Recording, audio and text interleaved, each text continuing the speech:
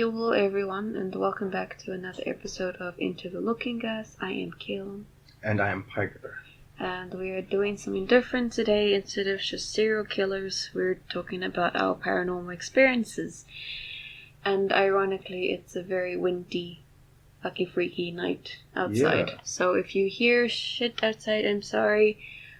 We are not exactly in a podcast studio. We're not making millions.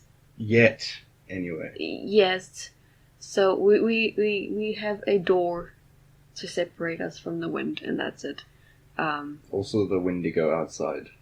Just watch out. Why? He's out there. Stop it. I'm already paranoid.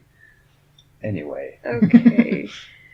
I do want to mention that I do not summon these things. Although I wanted to do ghost investigations. That was my plan to do with my friends last year.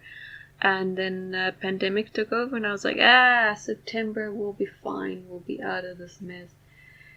None of that. Yeah, none of that.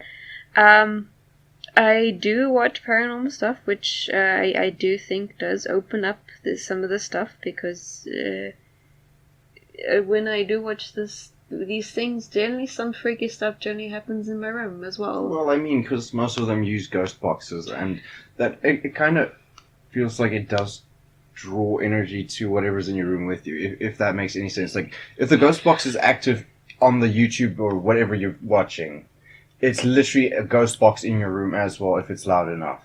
But so I watch through earphones. Okay, it makes sense, but I mean, if I don't usually have earphones to watch with, so I tend to like drown out the ghost box scenes when I don't have earphones, but sometimes I forget, and sometimes stuff might get a little bit through there. Okay, so well, basically, if you don't believe in ghosts, this might be a bunch of crap to you. But to us, we've had plenty of experiences. Yeah. Like I said, we do not summon these energies and spirits. No. No. Not intentionally, anyway. No, not intentionally. And then that's like, whoopsies, now there's something in my room watching me sleep. Great. Hopefully it's Grandma. I don't want Grandma watching me, to be honest. Protecting us, so, whatever. Okay. She loves me. I think. Wow. I also just want to note that I do have quite a lot of stories, but I asked my mother found her old journal, which she used to document a lot of things I used to say. And yes, I was that creepy kid who was in the closet talking to things. That is awesome. My mom was just like, you know what, fuck it, this kid is weird, I'm documenting this. That's stuff. cool. No, because I could have been that kid. I was like, we're gonna die soon. No, but that's cool. Like, you shone. Like, if we existed in the Stephen King universe, you'd be shining right now. I'm a Danny. Little Danny turn. At kind least. Of. No. At least you're not seeing that lady in the bath right now. Oh, God. And you want to know why I don't like being in the bathroom alone? Oh, yeah, especially when I leave the room. Yes. Anyway. Anyway. Do you want to go first? With something? Not necessary. I think you should start us off. Okay. Well, I'm just gonna, like I said, I'm gonna go first off my mom's notes. She said, well, one of the notes, she said, Caylynne, from 16 months, certain months certain colors were allocated to different people. She later figured out this was auras that I was seeing around people. So it's not really paranormal, but it's kind of like interesting. Weird thing to add though. The other day, when we had training at work, the lady that was giving us training, I don't know what happened, but I could see an aura around her, which was very strange. Because I've never seen an aura around someone in this place. But her specifically had this grayish aura, which was super scary. Oh no. I don't know why. Oh no. It was very weird. Didn't she also say something weird? That was like, hey... No. Not really, no. Okay. That's interesting. I don't know what a gray It was so means. odd. What does gray mean?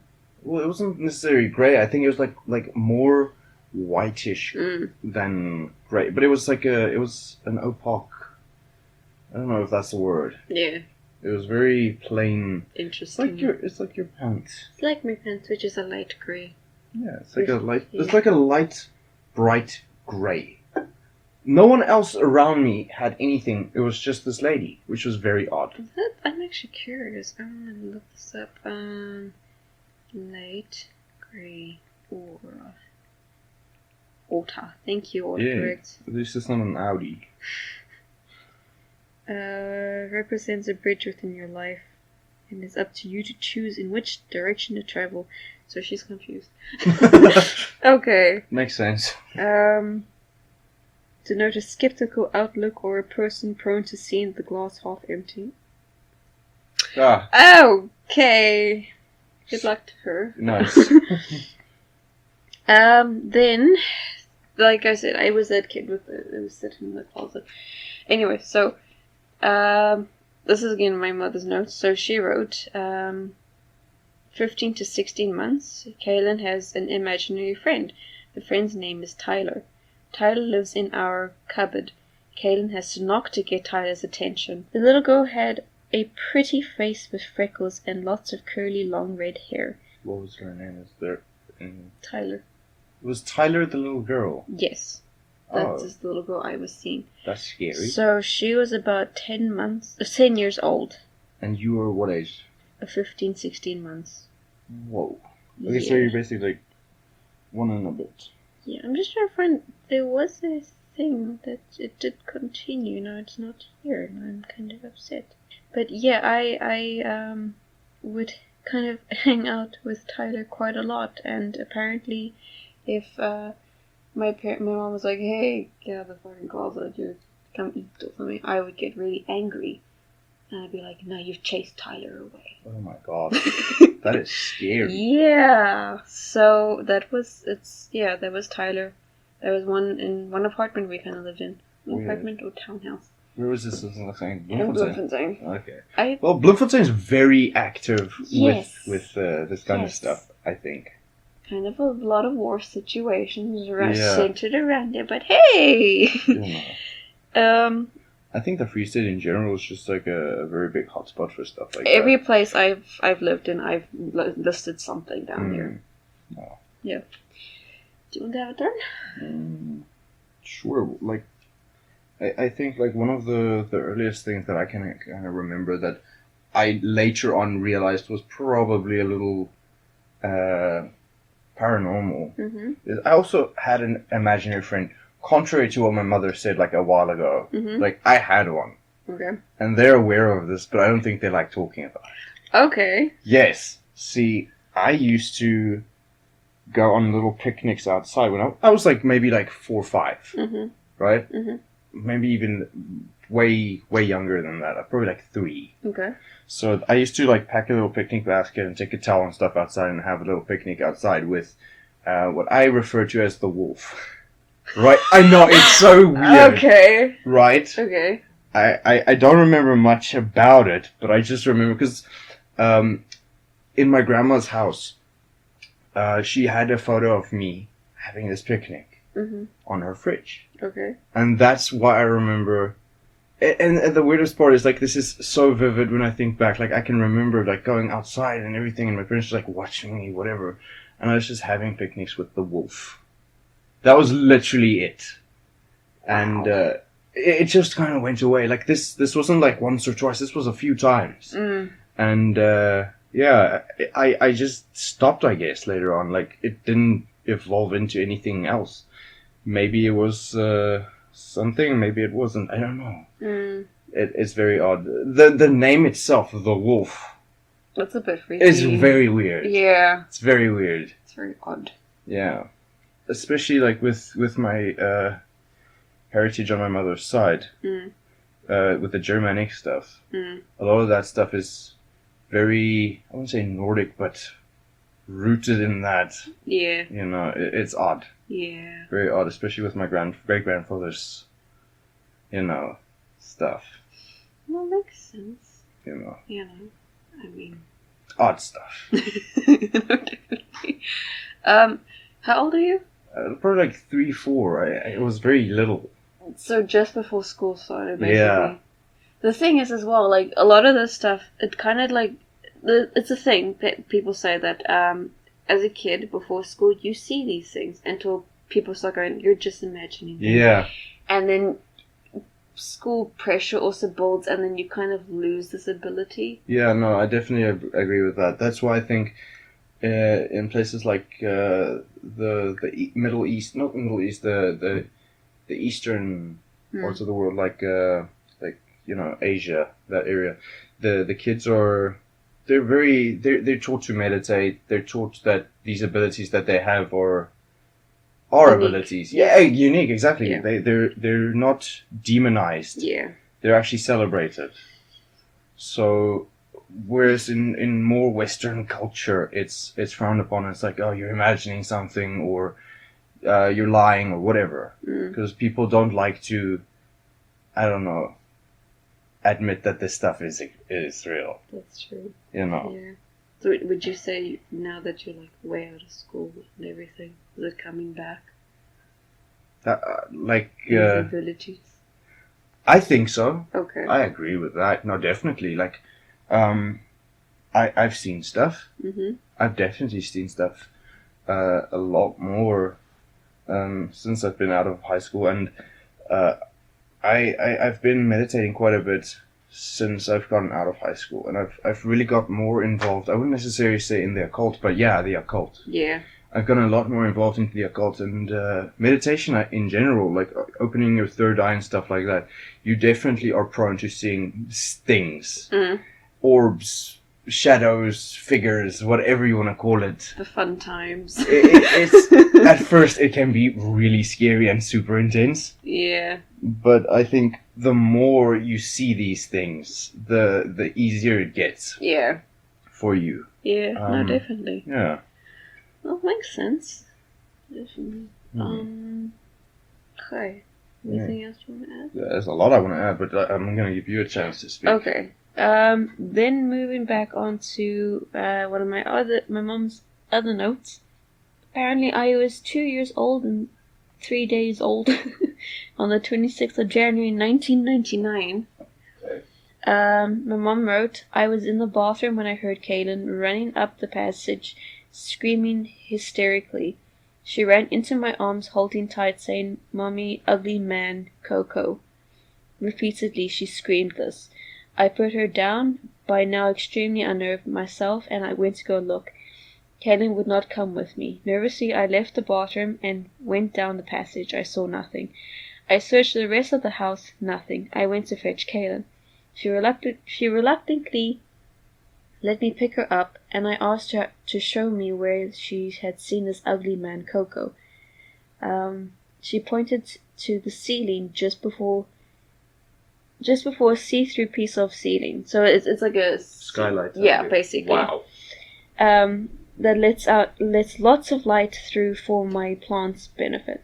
But I saw nothing, and Caylynne said that the ugly man, Coco, was gone. All gone. Wow. I searched the house again for good measure. Still no one. I phoned my mom, or Nan as Caylynne calls Carol, my mother, and told her what had happened. She wondered if Caylynne hadn't seen a man's reflection through the see-through area. This all made perfect sense, and unnerved both my mother and I even more. Feeling danger closing about, Caylynne and I asked my mom to fetch us. She agreed, and soon we were gone to spend the day at Nan's.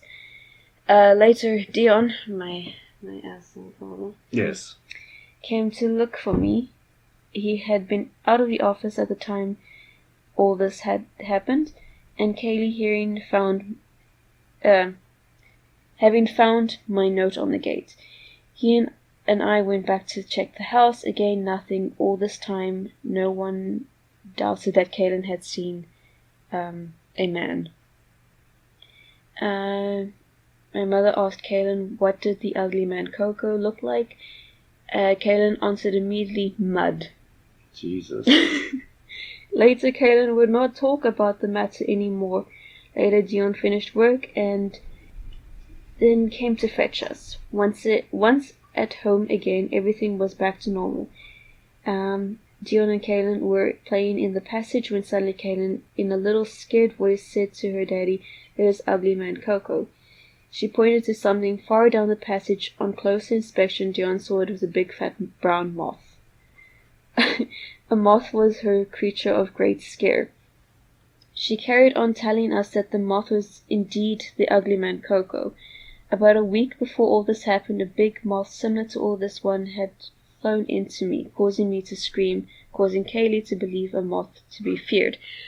But another thing my mom later figured out, or she told me, moths are apparently a symbol of spirits as well. Yeah, no, they are. So I don't necessarily, what she also thinks was she doesn't really necessarily think like, I was afraid because it was a moth, but because it was actually something I saw. Yes. That makes sense. Why would I call it a man? Exactly. No, it's very scary. Some of these things, yeah. So I mean, I know it's just like probably a silly moth story, but I thought, because it's kind of linked to spirits and everything, I thought that was interesting. And the fact that you said mud, I don't necessarily think. What kid goes mud? No. Like mud. Okay, maybe. It's like, okay, odd, very odd. It's actually very nice that your mother kept like notes of this. Yeah, no, definitely. But if you think back to this type of stuff, do you remember? There is some stuff like I do remember, but there was a lot of times as well. I was like, "Hey, don't worry about it. You're just a child. You're just seeing things." Yeah. So like Tyler, I vaguely remember because I used to draw her a lot. Okay. Even when I was older, I was drawing her. So. There are a few things as well. It's like, I'd say more of the stuff in my teen years stuck with me. But as a kid, it's just kind of makes me wonder how many of the things I've drawn are actually stuff I've actually subconsciously seen. Yeah. And the stuff I draw isn't necessarily the most friendly looking things. No. Anyway, you wanna do a thing? So, I think when I was like maybe 2 or 3, we went to go visit my aunt and uncle in Daniel Scale in the Northern Cape. It's close to Kimberley. And I can't remember why we were there. We were just visiting, I guess. But it was a very, very large house. Like, it belonged to a doctor, like, way back in the day. And so they bought the house, they refurbished it, and, it had, I don't know how many rooms, but it was a huge house. It still is a huge house, and they still live there. Yeah. But I remember playing outside in the backyard. See, the backyard was huge, and they had maybe 12 or so bird cages, and they spanned the whole yard. It was just bird cages. They kept birds and stuff, and there were dog kennels as well. I don't know why they had dog kennels. Interesting. Very weird. It looked like something out of a zoo or something. Yeah. But there was this big tree in the middle of the yard with a little garden around it. And I was playing outside. I don't know what I was playing, but I was playing outside, and for some reason I was looking at the tree. Okay. And there was this white arm and hand reaching around the tree. And it was bright white. And so I was like, I freaked out, and I just started screaming. Yeah. And I called out for my parents, and everyone like rushed to me because they thought I was in danger. Yeah. And I was like, there's someone with a white hand behind the tree, like, and they went obviously to go look, and obviously there's nothing. It was weird. I don't know. People might interpret this as an angel or something, or a ghost or whatever, but it's so weird, and it's so vivid. Like, it's stuck with me even to this day. Like, I was very young. Yeah. All of these things, most of these things that I saw, I was very young. Yeah. But they've actually stuck with me, and like no one recorded shit like this, like with you, unfortunately. If they did, there'd probably be a lot more weirder stuff. Probably. But yeah, But I remember having a lot of weird dreams, and also sleepwalking quite a bit in that house. Uh-huh. Yeah. Just wake up random places. Yeah, strange stuff. And weirdly enough, I actually saved my brother from drowning in the swimming pool there. Yeah. Yeah. How'd that happen? I don't know. He just fell in, and I was like, "Oh shit!" This was probably like when I was like 6 or so, and I got him out of the pool because he couldn't swim. He was very little. There's a 3-year age difference between me and my brother. Yeah. So he couldn't swim, and I could. So, but the weirdest part was like there was clearly no fucking adult supervision. Yeah, no. Which is awful. See, back in those days, kids were kids, man. We were just go do your thing, guys. Yeah. And so I saved my brother from drowning. That's interesting because it's not paranormal, but my mom told me that we had a dog. I was just like really tiny, and I just went into the pool, just bloop, and then the dog kind of like literally went and ran for my mom, pulled her to the pool. It's like, you're a kid. Hey, keep an eye. Wow, that's scary. Yeah, that's very scary. It's interesting. Yeah. But you're sleepwalking. Go on about that. Yeah, so I don't know. Like even to this day, I guess I sleepwalk sometimes, randomly. I don't know why. And then you go, oh, look at the Pokemon. Whatever. And I'm like, what? No, but like what? I have quite a bit of. Sometimes I have sleep paralysis. Sometimes I have just night terrors in general, where I wake up and there's a spider or something, or a snake or whatever, and I'm just frightened as hell. I get out of bed and I run around and I turn the lights on looking for whatever I saw. I realize there's nothing and then I just go back to bed. Yeah, I remember one of those nights. You're like, quickly getting me here. What? My favorite one of those when you were here was the Baby Yoda experience. Oh yeah. Oh, I was like, hey, get out of the way. There's Baby Yoda over there. You were like, quickly, we need to switch sides. Quickly. Oh, he's gone. I was like, what? What's gone? I'm like, Baby Yoda. I don't know. I think this was like close to when Mandalorian, the season 2. Yeah. We watched the season 2 of Mandalorian. So I don't know. Subconsciously, it stuck. Anyway, I was so scared. Throughout my childhood, we used to go to this giant hotel. This huge. I don't know what you call it. It's like it's a hotel, but it's huge.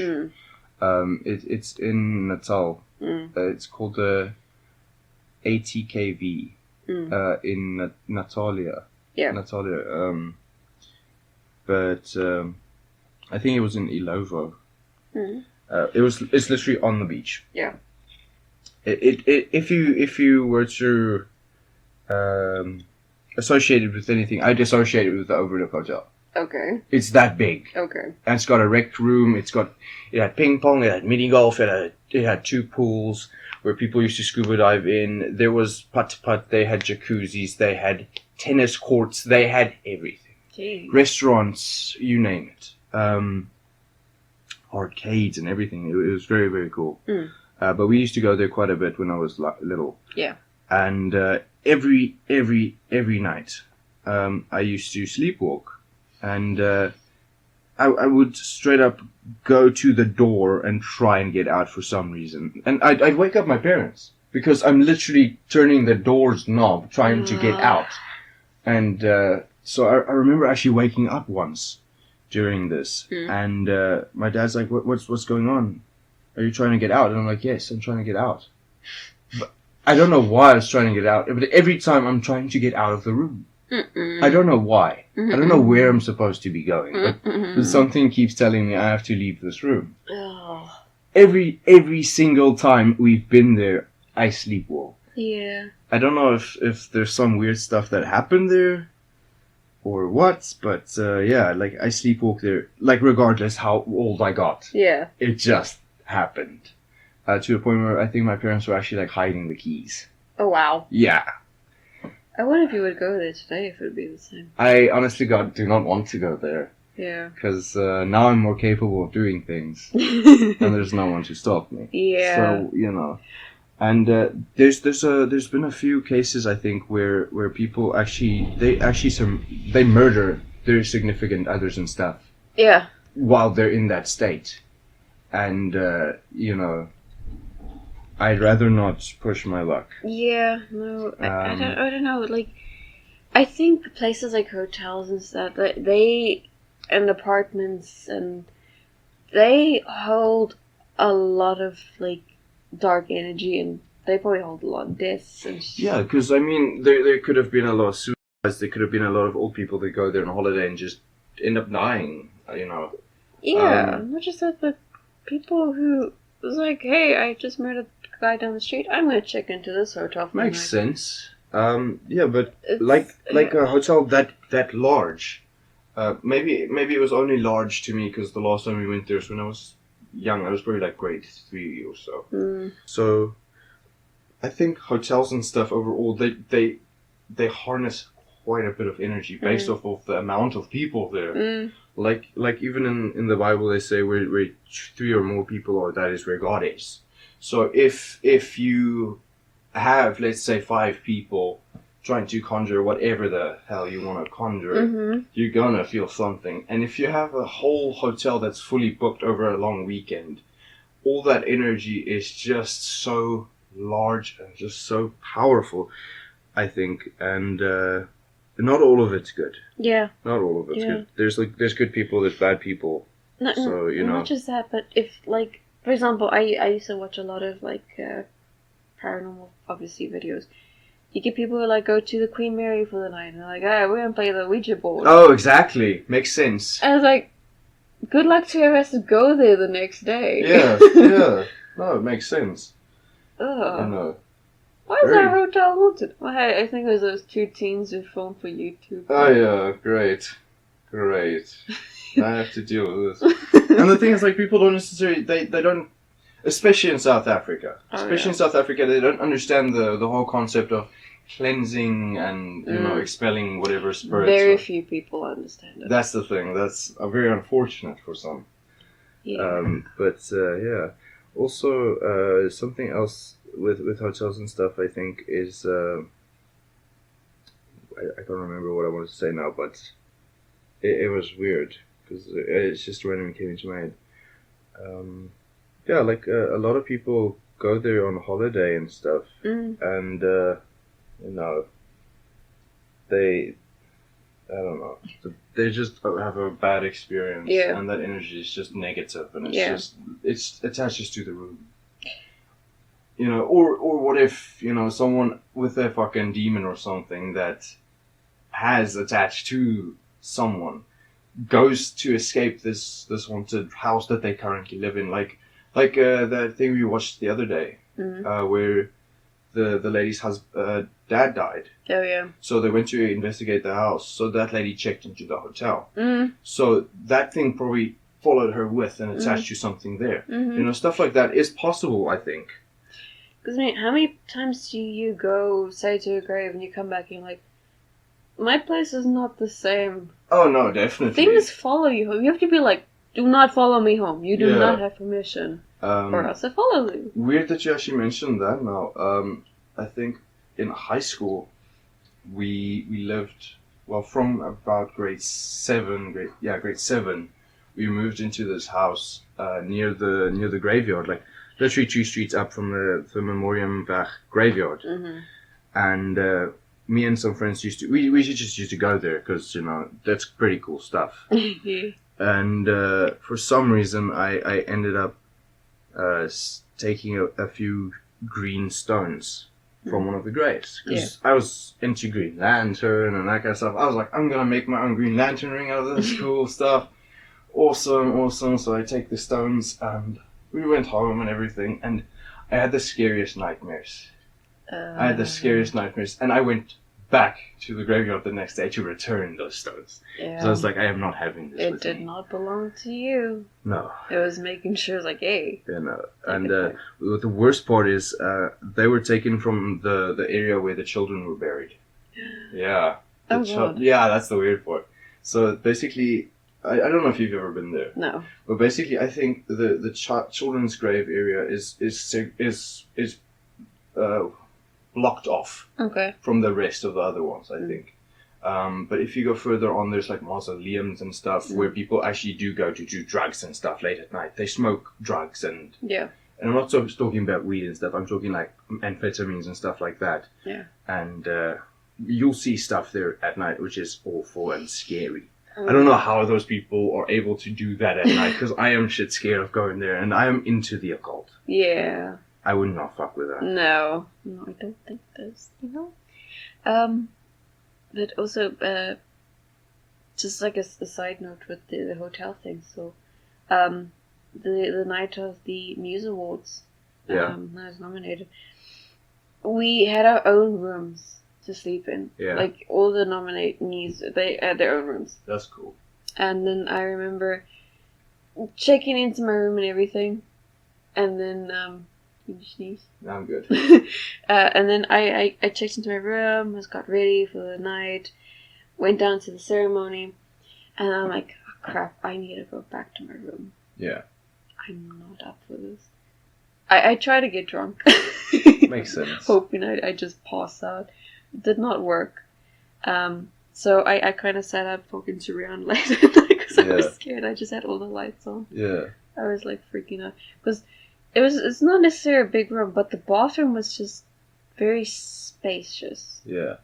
And there was something from the bathroom coming from there that freaked me out. Weird. And you could kind of hear noises in the bathroom. Oh. I had the aircon on. Yeah. But you could hear something moving around in the bathroom. I was like, that's scary. Nah. That's scary. Especially, like, if you think about how many people actually do commit suicide in bathrooms in hotels. Mm-hmm. That's awful. Mm-hmm. But also something I've read, now that you mention you try to get drunk and everything.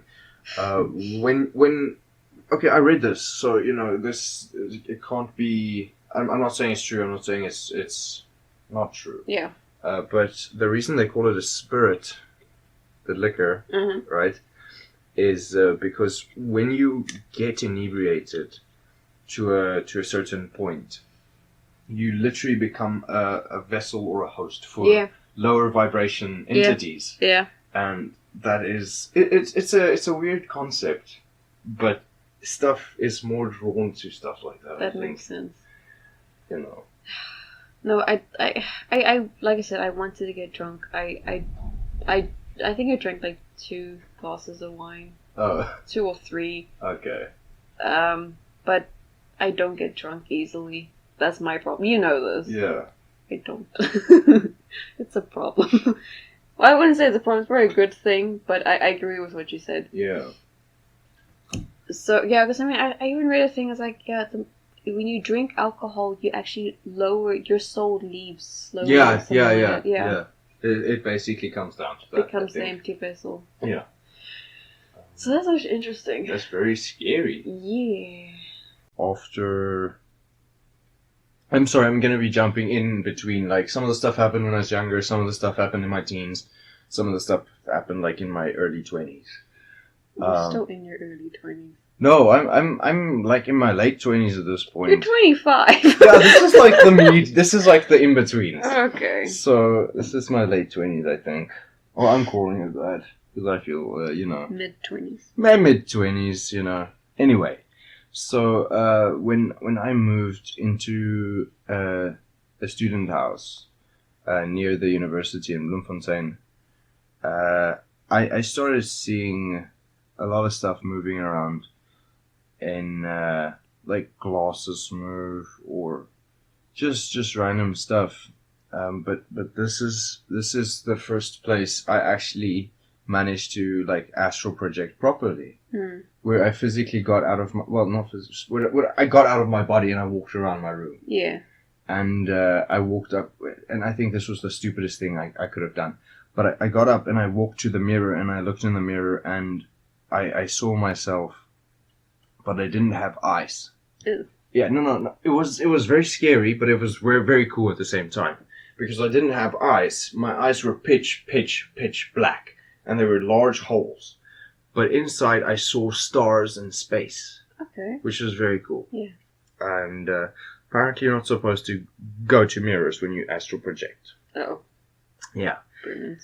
Anyway, so after that, I moved into another place where I lived, closer to Prader Plain, and I lived on my own for a few years, like 4 years, yeah. And I'd see stuff moving like cups and plates and random knickknacks I had around the house. Most of my stuff, books or whatever. Yeah. Okay. And I just usually wrote it off as, hey, maybe I'm drunk, maybe I'm high, or whatever. You know, just to fucking tell my brain, hey, you didn't really see that didn't really happen. Because it's easier for me. It was easier for me to cope mentally. Yeah. Because you don't necessarily want to accept that what you saw was real. Oh, yeah. So I've had stuff around me quite a bit, and it's very scary. And the worst part is the last place I lived in on my own is by Prader. This was right after my grandma went to an old age home in Daniel Scale we're close to my aunt. And so we went to my grandmother's house in De Wetsdorp, and we just took a bunch of stuff that my grandma was like, just take whatever you want, you know, she's not going to use it. Yeah. So I'll bring it to you. It's in the big house. Okay. It's this plastic container full of old photographs. Okay. And this is from my great-grandfather's time. Yeah.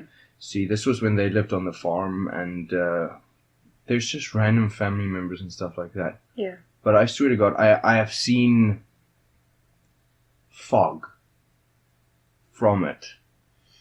And then stuff moves. And, yeah. So I ended up treating that box with the utmost respect I could. Yeah. I didn't disrespect it at all. Yeah, definitely. And, you know, because it's part of my heritage. Yeah. Where I came from. And, yeah, it's just, I don't think it was necessarily out to harm me or anything. But, yeah. That is interesting. Very interesting. Also, speaking of fog, so when I used to work at Studio One, the tattoo studio, we were sitting in the what do you call it? The foyer. Waiting room? Yeah, the waiting room. Yeah. Yeah. So I was sitting in the waiting room, and there was this candelabra, like this huge candle stand. Yeah. Right, very old thing. Yeah. And there was this thick fog moving from it, and I was like, no way. And everyone was like, no way. I don't think they saw it, but they saw my reaction to it, and it was like, I don't think I would lie about some shit like that. No. I mean, that's just weird. Yeah. And apparently, the one guy, Andre, actually said that most of the furniture and stuff that they buy was like from antique stores and stuff like that. Makes sense. So, you know. Yeah, it was very scary. It was very scary. I can imagine. Also, Andre had this, I think it was a McFarlane, you know those big not statues, those big figures. Yeah. And it was of Willy Wonka. Okay. Johnny Depp, Willy Wonka. Yeah. And it was not voice activated, but you know, it was motion sensitive. So when you come close to it, it talks. It says a phrase from the movie. Yeah. And it was by his station at a point, and then it was outside, whatever. And but the thing doesn't work. And one day, this thing just starts talking.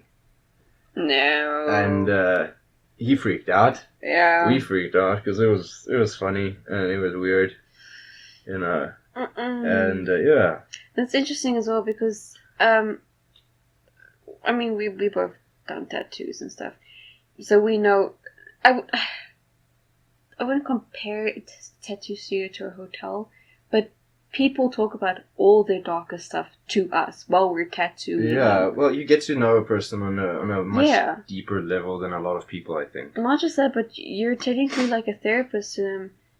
So while you're tattooing, people are just going on, and you're just like, ah. Yeah. And a lot of, like, with people that I've spoken to, a lot of, like, sometimes they just talk about dark stuff they've done or experienced in their life, or Yeah. literally therapy. Definitely. I definitely agree with the whole therapy thing. So, I mean, that area it's lingering with whatever they've left behind. For sure. Because they're fine. They're like, I'm good now. Yeah, also remember, you're wiping off their blood constantly, so... Exactly. You know... little things you don't necessarily think of at the time.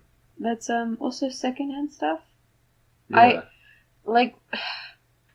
My mom and I have this thing with, like, someone's trying to throw away, like, something, and it's like, don't do that, it's an antique, we'll take it. Yeah. And they were like, why is stuff moving around the house? Well. Yeah. Weird thing. In high school, I actually wrote this short story about this sports columnist. He wrote for a newspaper and everything, and he lived in this apartment building, and in the building underneath there was this young girl that was possessed. Mm-hmm. And a priest came to do an exorcism and whatever, and the demon was exorcised. Yeah. But the demon ended up moving a floor up through the walls. Like, because the thing is, the demon had no place to go, so it went up. Yeah. So it attached itself to this sports columnist microwave. I know it seems stupid. Yeah, but you know. So like this little short story I wrote in high school. Yeah. So basically, the demon ends up attaching itself to the microwave, and you know, it ends up killing this fella. You know, it opens a portal to hell, and he just lops this fella's head off with an axe, and he's like, "We're going to hell now." Wow. Yeah. Wow. So, you know, demons definitely... Well, demons, spirits, evil entities, whatever you want to call it, bad stuff, spirits. Yeah. They do attach, and... Yeah, this is why you gotta be very careful. I guess it's like kind of like with... I'll also talk about it later, but... Because I believe this. The older generations, they believe spirits would inhabit dolls and stuff. Mm. Yeah, it's like those... what do they call them? Kern babies that the farmers used to put in the lands. Yeah. Yeah, no, definitely. Yeah. Also stuff like, you know, obviously the Annabelle doll. Oh yeah, I think that's the most famous fucking... Yeah. Also there was this sailor, a little wooden sailor fella. Oh yes, him. Yeah. I can't remember his name. I think they literally based Chucky off of it. I don't want to say his name was Timothy. Yeah, but either something like that. Anyway. Really? Yeah. Anything. I don't want to look him up because he freaks me out. Yeah, he's like got this blank face. Yeah. Yeah. Oh, that guy. Yeah. So, with this note my mother made, I was 2 years old, and she's talking about my dad's father. Okay. Now, my dad, you could ask him stuff, and he's like, I don't know. Like, where's your family come from? I don't know. Okay. Literally, I don't know what. We just know his family is half some Dutch kind of thing. That's it. Makes sense. So, you know, him forgetting this detail is also, I guess, part of his. I don't know. You know. So she wrote here, Caylynne's paternal grandfather died 2 years before she was born, but she would tell Dion, Grandpa Eric's favorite fruit is strawberries. Dion had forgotten that fact himself. Caylynne also said Grandpa Eric loves flying kites. Caylynne had never seen a kite or flown one, yet she knew all about them. Dion said that was true. His dad had loved kites, but Dion had also forgotten about this too. Weird. That's weird. So clearly you were conversing with your grandfather. Oh, it gets weirder. Oh god. It wasn't just him. Oh no. I was like involved the whole family. Nice. Let's see. Yeah, again more. Oh, here's another note on Tyler. I see. Caylynne's friend Tyler's still with her, 8+ years, 10 years old. Long curly red hair, lots of freckles. That's basically what she mentioned before. Yeah. Again, me still telling people's auras. But this time I was now telling what my brother was, because by this time he was born as well. Okay, so there's this one. Caylynne told me details of my great aunt Tekla. She passed away after lingering in a coma after a stroke. As I worked close to the hospital, I visited in my lunch hour most days till she died. I was then heavily pregnant with Caylynne. Caylynne was very young when she told me, holding up her thumb, Tekla's thumb is so sore. She goes on to tell me that Tekla looks like, goes on to tell me what Tekla looks like, how she wears her hair. I show her the family photo album. She picks her out immediately. Weird. Not just as an old lady, but all ages, as a young girl and old. I thought I would show her our wedding video and ask her to point out where Tekla is, believing she would not know. I watched the video. I cannot see her through, though I know she was there. I get Caylynne to watch the video. I ask her where is Tekla sitting. She watches and points immediately there behind Omi. I suppose that's Omi. I guess that was my father's mother. Makes sense. And I catch a small glimpse of her arm and recognize her brooch, which she always wore. My mom, for some reason, when I ask her later if she remembered where Aunt Tekla sat at our wedding, she says she does not know why, but she knows Tekla sat directly behind my mother-in-law. Yes, Omi was definitely that Mommy had always stuck, Mommy had always stuck, but she did not know why. A while later, not having said any more strange or normal things, my mom said I started doubting what we had experienced, or rather wondered if Caylynne had lost her gift, in bracket. Okay. Saw Caylynne approaching us with her hands cupped. She said, "Here is my moth," very happily, saying, "Bertie, Bertie, my moth." Bertie was Tekla's husband's name. He died a couple of weeks before Tekla. Whoa. That is scary. Here's my moth. That is scary. Bro, I was like every parent's nightmare. Yeah, so that was my experience with that relative. I don't know if you want me to do another relative. Yeah, story. that's awesome. So at this point, I am 5 years old, and my mother writes, "In the mornings, Caylynne would tell me Ari had been to visit her again. But not to worry, she was not scared. I asked her what he does. She tells me he watches over her and sits on her bed and tickles her. Oh my god." She says he is kind. He wears a coat, even though it is summer, and a hat. Later, he just goes. Oh my god. When Caylynne was 8, my great-aunt Aggie told me when I told her the story, believed it was her father, Harry, who she says was a medium. He was Caylynne's great-great-grandfather. Aunt Ag says she remembered as a child her father got messages from departed souls who then passed these messages on to friends and family of the departed souls, telling them their loved ones were all right. He even got their addresses right and gave details of the dead person's personal life no one could have known about. Scary. So I also didn't write it down, but she said that I used to talk about his friends who'd come visit me with him. Wow. So I remember my mom and grand telling my great grandmother about this. She just broke down like crying because she was even like she's skeptical about this stuff, but she was like, that's my father. No way. Yeah. That's super cool. Yeah. That's awesome. Yeah. So that was interesting. Another one. It's not like ghost story-ish, but it's weird. Yeah, no, it's definitely supernatural. Oh no, this one yeah. So I was 3 years old. We were living in Cape Town. My uncle was bad, like he was very ill. Basically dying. Oh no. I think my mom explained that he was given some medication in the army and it had messed up everything. Oh no. And doctors even said there was no hope. Each day was the same, desperate, my uncle barely clinging on. We were losing him and everything. there was just one setback after the other. She wrote phone calls from the hostel in the middle of the night, saying, "Come, it's time." Yeah.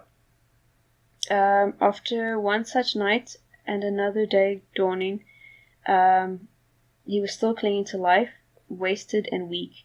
My mom was very despondent.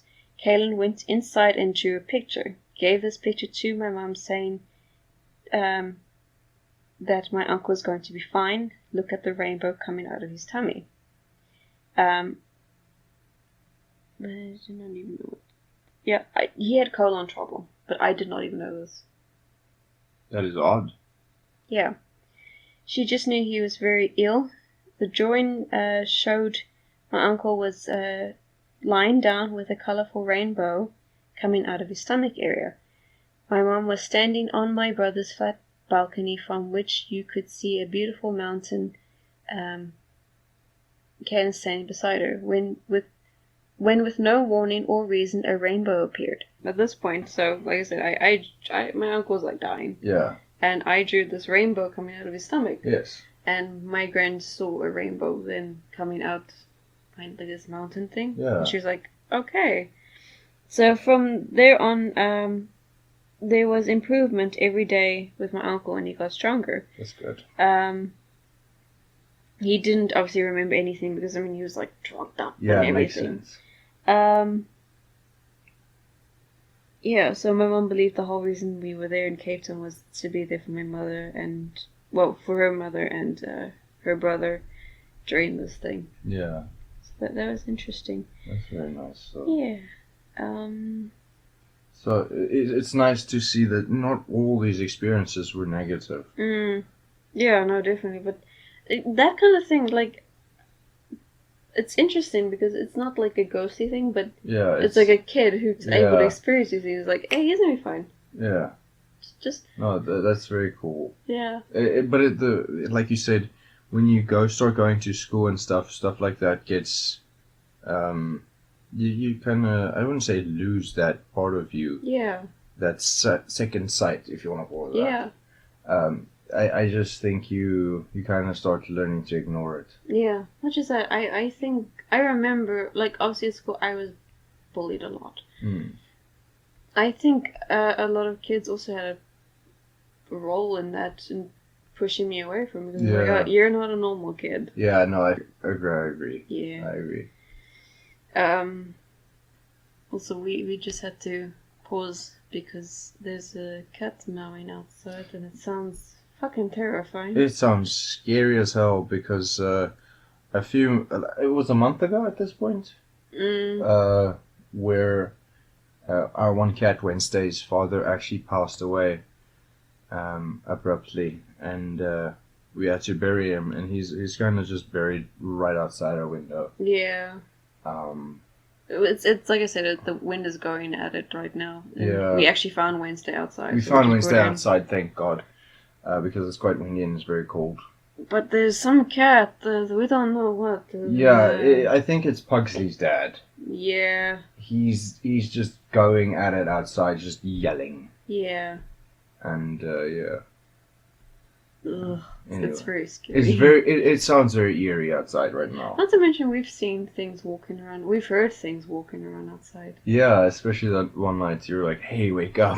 I was like, "I am not waking up. I don't want to wake up." Yeah, like I hear somebody right outside a window walking around. You're like, mm-mm. No, it's raining, Caylynne. It's raining. I'm like, mm-mm. Anyway. Nice to know when something's happening. I'll be the one with the battle. Oh no, when someone's in the house, don't worry, I got us. Except for, someone right outside the window. No, see, they're outside the window, I can't do anything. If they're inside, I can. I'm joking. No, but we live in a very safe. It's beyond gated community at this point. Yeah. I mean, there's security and everything. But it's also like the home to the wildlife. So. Yeah, like there was obviously the leopard roams. Yeah. But not by us. It's the next area over. Literally across the street. Yes. literally right across the street, and we heard like the leopard going. Like Yeah, but he was probably like right next door to us. He was just like, "Hey guys," and we were like, "Hey man, we're gonna stay indoors." But there's literally no chance of him getting through this electrified fence. I mean, this fence has killed turtles and snakes and stuff daily, which is awful. But it's there for our protection. The leopard can't come through here. If it could, it would have. But I think it was last year, like the leopard actually did end up taking a small child there by the Kruger, that area. Yeah. Just before you get to the gate for Malalang. Yeah. And awful. Yeah, very awful. Negligent parenting, in my opinion. Yeah. No, definitely. Yeah. So see, what puts us apart from them is they don't have electric fences and stuff like that. We do. Yeah. And there are security every now and then that do come up and down here. So we still going. Yeah. Oh. Shame. Poor fella. Yeah. But yeah, like you're saying, we're basically safe. Yeah, we're basically safe. Yeah. It's just eerie sounds. That's about it. Also, you know, we meditate quite often, and we have protection trinkets as well. You know, because of stuff. Because of what we've experienced. Because of what we've experienced, you know, we do the whole protection meditation, protection trinkets. You know, work with ruins. You know, a lot of weird occult stuff that most people wouldn't necessarily understand. But you know, so anyway. So some of the experiences I had is like I wouldn't say like as a prepubescent, you know, like 10, 12-year-old. Yeah. Okay? So I remember in primary school when there were school holidays, my parents would usually send me and my brother to go live with my grandmother in the Wetsdorp. Yeah. Because you know there's not much to do in Bloemfontein. Grandma feeds us, and you know it takes. Grandma becomes grandma. You know, grandma gets to see her grandkids for a long time, and it also gives my mom and my dad like a time for themselves. Yeah. You know, away from the kids. Yeah. And so when we went to my grandmother, we went there most every school holiday. And so one time we went there. There was a lot of weird stuff that was happening at that point. Right before we went, I remember we went to the second-hand bookshop at Checkers in the Checkers Centrum, and I got this really cool book about like oddities and mysteries of the world, stuff like Dracula and the Mothman, stuff like that. Really, really cool stuff, and the Amityville house and just random stuff. My grandmother has. So her room basically had a separate room attached to it, which was basically her sewing room where she does like she made clothes and stuff for herself to wear. Yeah, very, very awesome. And there was also a freezer where she kept basically all the meat, all the cook sisters that she made, stuff like that. You know, and she had one of these old school. Sewing machines, those ones you work with your foot, that you have to like pedal up and down to start the machine, and it was very cool. And but she always told us to close the door as well, you know. And one day, I was exploring. I think me and my brother were exploring, and we went into the room, and the sewing machine just starts. Fuck that. And the thing is like.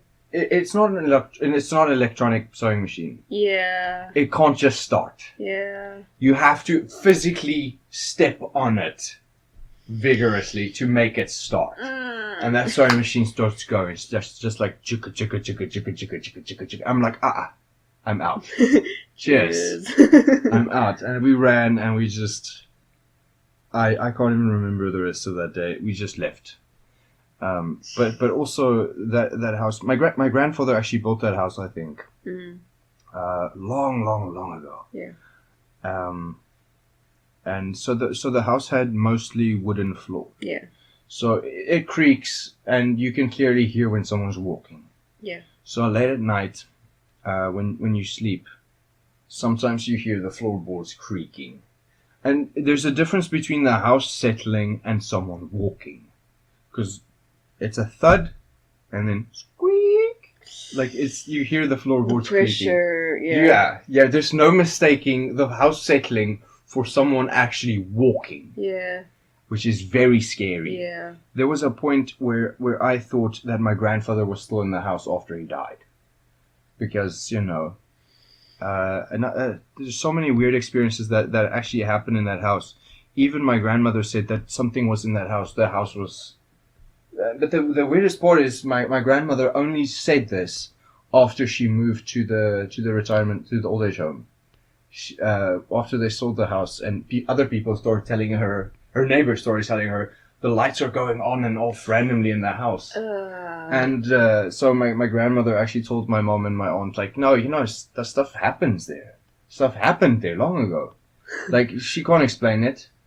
But one thing my grandmother always told us is that she's not afraid of ghosts and spirits. Yeah. She's afraid of people. Yeah. So that kind of comforted us as kids. Yeah. And, so... also in the house, there was this sunroom. It's like a living room, but the whole room was basically just windows. Okay. So if you open the curtains in the morning, it was just light and warm and just great. But she always every night before we went to bed, she said, just make sure the door is closed. I don't know why. Okay. But we had to make sure the door was closed. Okay. I have no idea why. That's freaky. But my grandfather, he had a chair in the corner of the room. And I genuinely cannot remember what happened. I think I really repressed whatever happened. But I do remember something weird happening on that chair after my grandfather died. This is like maybe 5, 6, 7 years after my grandfather passed away. Okay. But something was happening on that chair. Yeah. And it could have been him. It could have been him sitting there.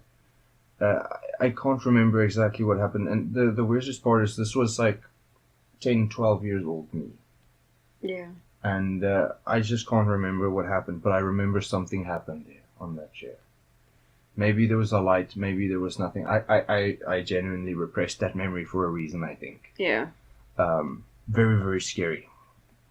But also, so right after my grandmother went to the retirement home in Daniel Scale, when me, my mother, and my dad went to the house to go pick up the final things, like just because she wasn't using it anymore, so we just took what we could, whatever we wanted, and they ended up selling the rest of the stuff, I think. Yeah.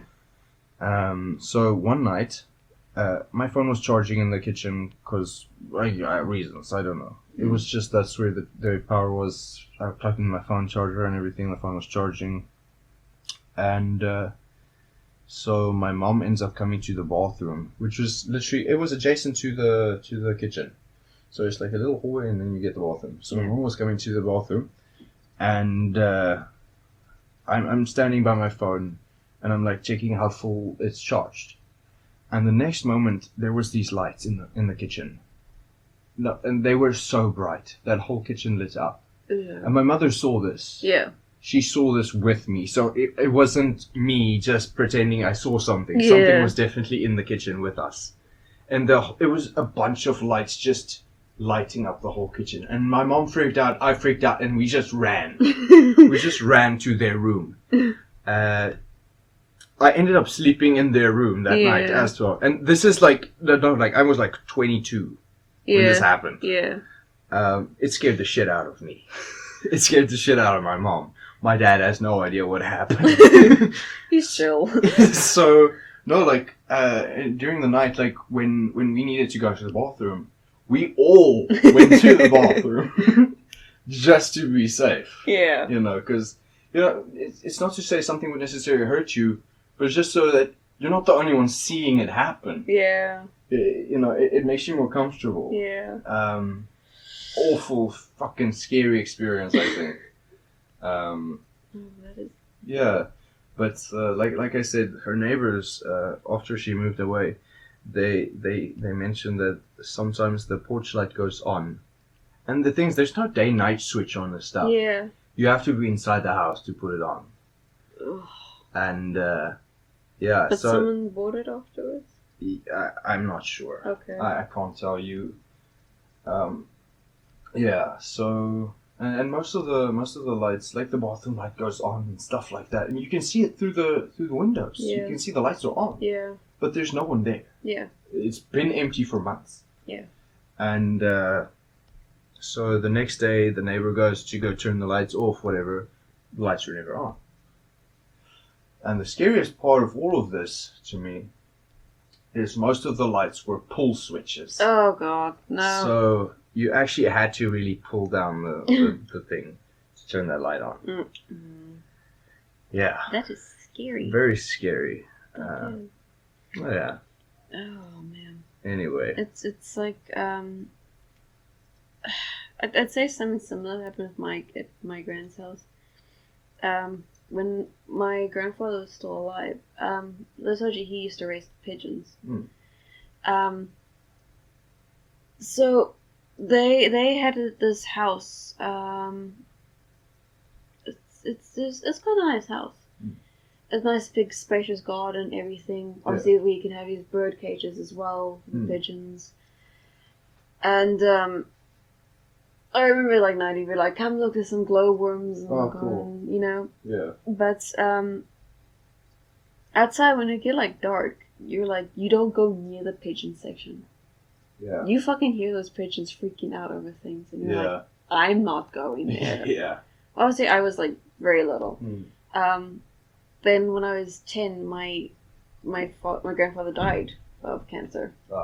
And my grandma's like, well, she can't keep the house. She's going to sell it. Yeah. So the thing is as well, before that, I would spend a lot of weekends. I would go and sleep over there. Yeah. And I'd kind of like sleep, get like a little sleeping bag next to their bed and just sleep there. Oh yeah. Night was not even night, like just the day. Sometimes you'd see shadows. Yeah. And I was like, did I see that right? Yeah. Yeah. Like there's always like someone like. I was terrified of like the hallway kind of thing. I'm like, I'm not comfortable. I'd run, like, okay, Grand's not here, run. Yeah. Grandfather's like, run. Eventually I just spent time with my uncle. Yeah. Just watching Mr. Bean or something. Of course. So it was just like us, like that. So then, when my grandfather did die, and my grandma was like, okay, she's gonna sell the place. Then there was this guy who was like, I'm going to renovate the house. I'm going to make it look nice for reselling and everything. Yeah. He kind of like... I want to say he destroyed it. He just took away everything that's sentimental about this place. So, okay, that's awful. Yeah. And I remember we had to go back... For some reason we had to go back there and just... You know, he was like showing around like, oh, I've done this, I've done this. You could pick up the house was not happy. Yeah. You just get this heavy feeling. I was like freaking out when I'm like, not only is like I don't recognize this place anymore, but it's like something's not happy. Yeah, no, I understand what you mean. It kind of feels like right after my grandmother also left the house, it was not okay anymore. Yeah, you can feel a heavy presence. Yeah, it's I don't know. So yeah, that was that. But I was like, I don't know how to explain it. My I spoke to her a while back. She's like, she didn't really pick up anything bad from the house or anything like that. But she also says she's like too busy. I mean, she'd wake up, she'd go feed birds, she'd go do this and everything. So, but for me, it was like as a kid, I was like freaking out. If I go into a room, I'm like, I don't want to be alone. Yeah. Yeah. It kind of makes sense, like, because as a kid, you're a lot more, I wouldn't say more scared of stuff, but you can sense if something's not right. Yeah. No, definitely. Stupid thing. Back to my grandmother's house in the Witstoel. So in high school, I think we were like I was maybe like grade 9, grade 8. We went there. And so there wasn't really a lot to do in the Vestor because it's a little town. Yeah. And so we ended up taking our PC with us so we can play Call of Duty while we were there. Yeah. So we set up the PC and everything, and we used to game straight. We used to even play, I think, World of Warcraft and everything. So we just used to game through the night. Because, you're bored. You game from the morning to the night. You see grandma, you go eat your breakfast, your lunch, and dinner, or whatever, and then you just go play again. Yeah. And, but I think it was like on 3 or 4 different occasions, the PC starts glitching around 12. And it's the weirdest thing. It's the weirdest thing. It was so odd because I think we were playing like a survival mode type deal, where you have to survive round after round after round. Like it gets more difficult, whatever. And so it kind of times you how long you've been playing, how long you survived, and all that kind of stuff. How many kills you got, and it was so weird because I remember. The PC just shut down. Yeah. Randomly. Yeah. Nothing else. Just the PC. And when we started back up, it didn't start up like it normally would. It was back in the game. Like when we turned it on, it went back in the game. No, I'm not even making this up. This is weird. Yeah. And so I can't remember what it was, but there was a lot of threes. Like, I mean, a lot of threes in the, what do you call it? Like a... The box? No, not a box. Like where everything gets displayed, like your kills and... Oh, yeah? What do you call that? Like a summary or something. Yeah. So in the summary, there was a lot of threes. And not like 3 or 4 or 5. Like, there was a lot more than that. Okay. But it was all repeated. Yeah. Which was very odd to me. And from then on, I stopped sleeping in that room. I stopped using the PC altogether. I was like, I am not messing with this anymore. Because every time after 12, the PC starts freaking out. At first I was like, okay, the PC's just maybe overheating or something. Yeah. Because we play quite a bit. Yeah. And so we left it, we left it for days. We left it for days because it was very weird. Yeah. It was very weird. Yeah. And eventually we start playing again, and the same thing happens. And yeah, so I don't know whatever that was, but something else that happened during that specific time we went is my grandmother had this porcelain baby doll that was always sleeping on the bed. Okay. And so this was during a point in time where me and my brother were very into like WWE wrestling and stuff like that. So we ended up like play fighting and stuff, and we ended up breaking this doll. And my grandmother was really angry because it probably came from like her childhood or something, and it was very important to her, I guess. Yeah. But I don't know if that had anything to do with what was happening in that room. Maybe. Because it was very weird. Also, something funny. So there was these dressers, like these big fancy dressers. They're very old, very, very, very old dressers. Since my mom was little, they used these dressers. And if you open the dresser, their baby teeth was still in the dresser. What? Yeah. So my grandmother used to keep. It had this little compartment where their baby teeth. Yeah, super weird. Yeah, so there's just a lot of weird stuff. Yeah. Happening in that house. Even after she left, even weirder stuff started happening. Yeah. Because I know those spirits are like, hey, we're confused. Yeah. Where's the routine? Especially like, and I'm not saying it was my grandfather. Yeah. But yeah. Which kind of brings me back to the whole hotel thing. When people die, their spirit tends to attach themselves to the place they were the happiest, I think.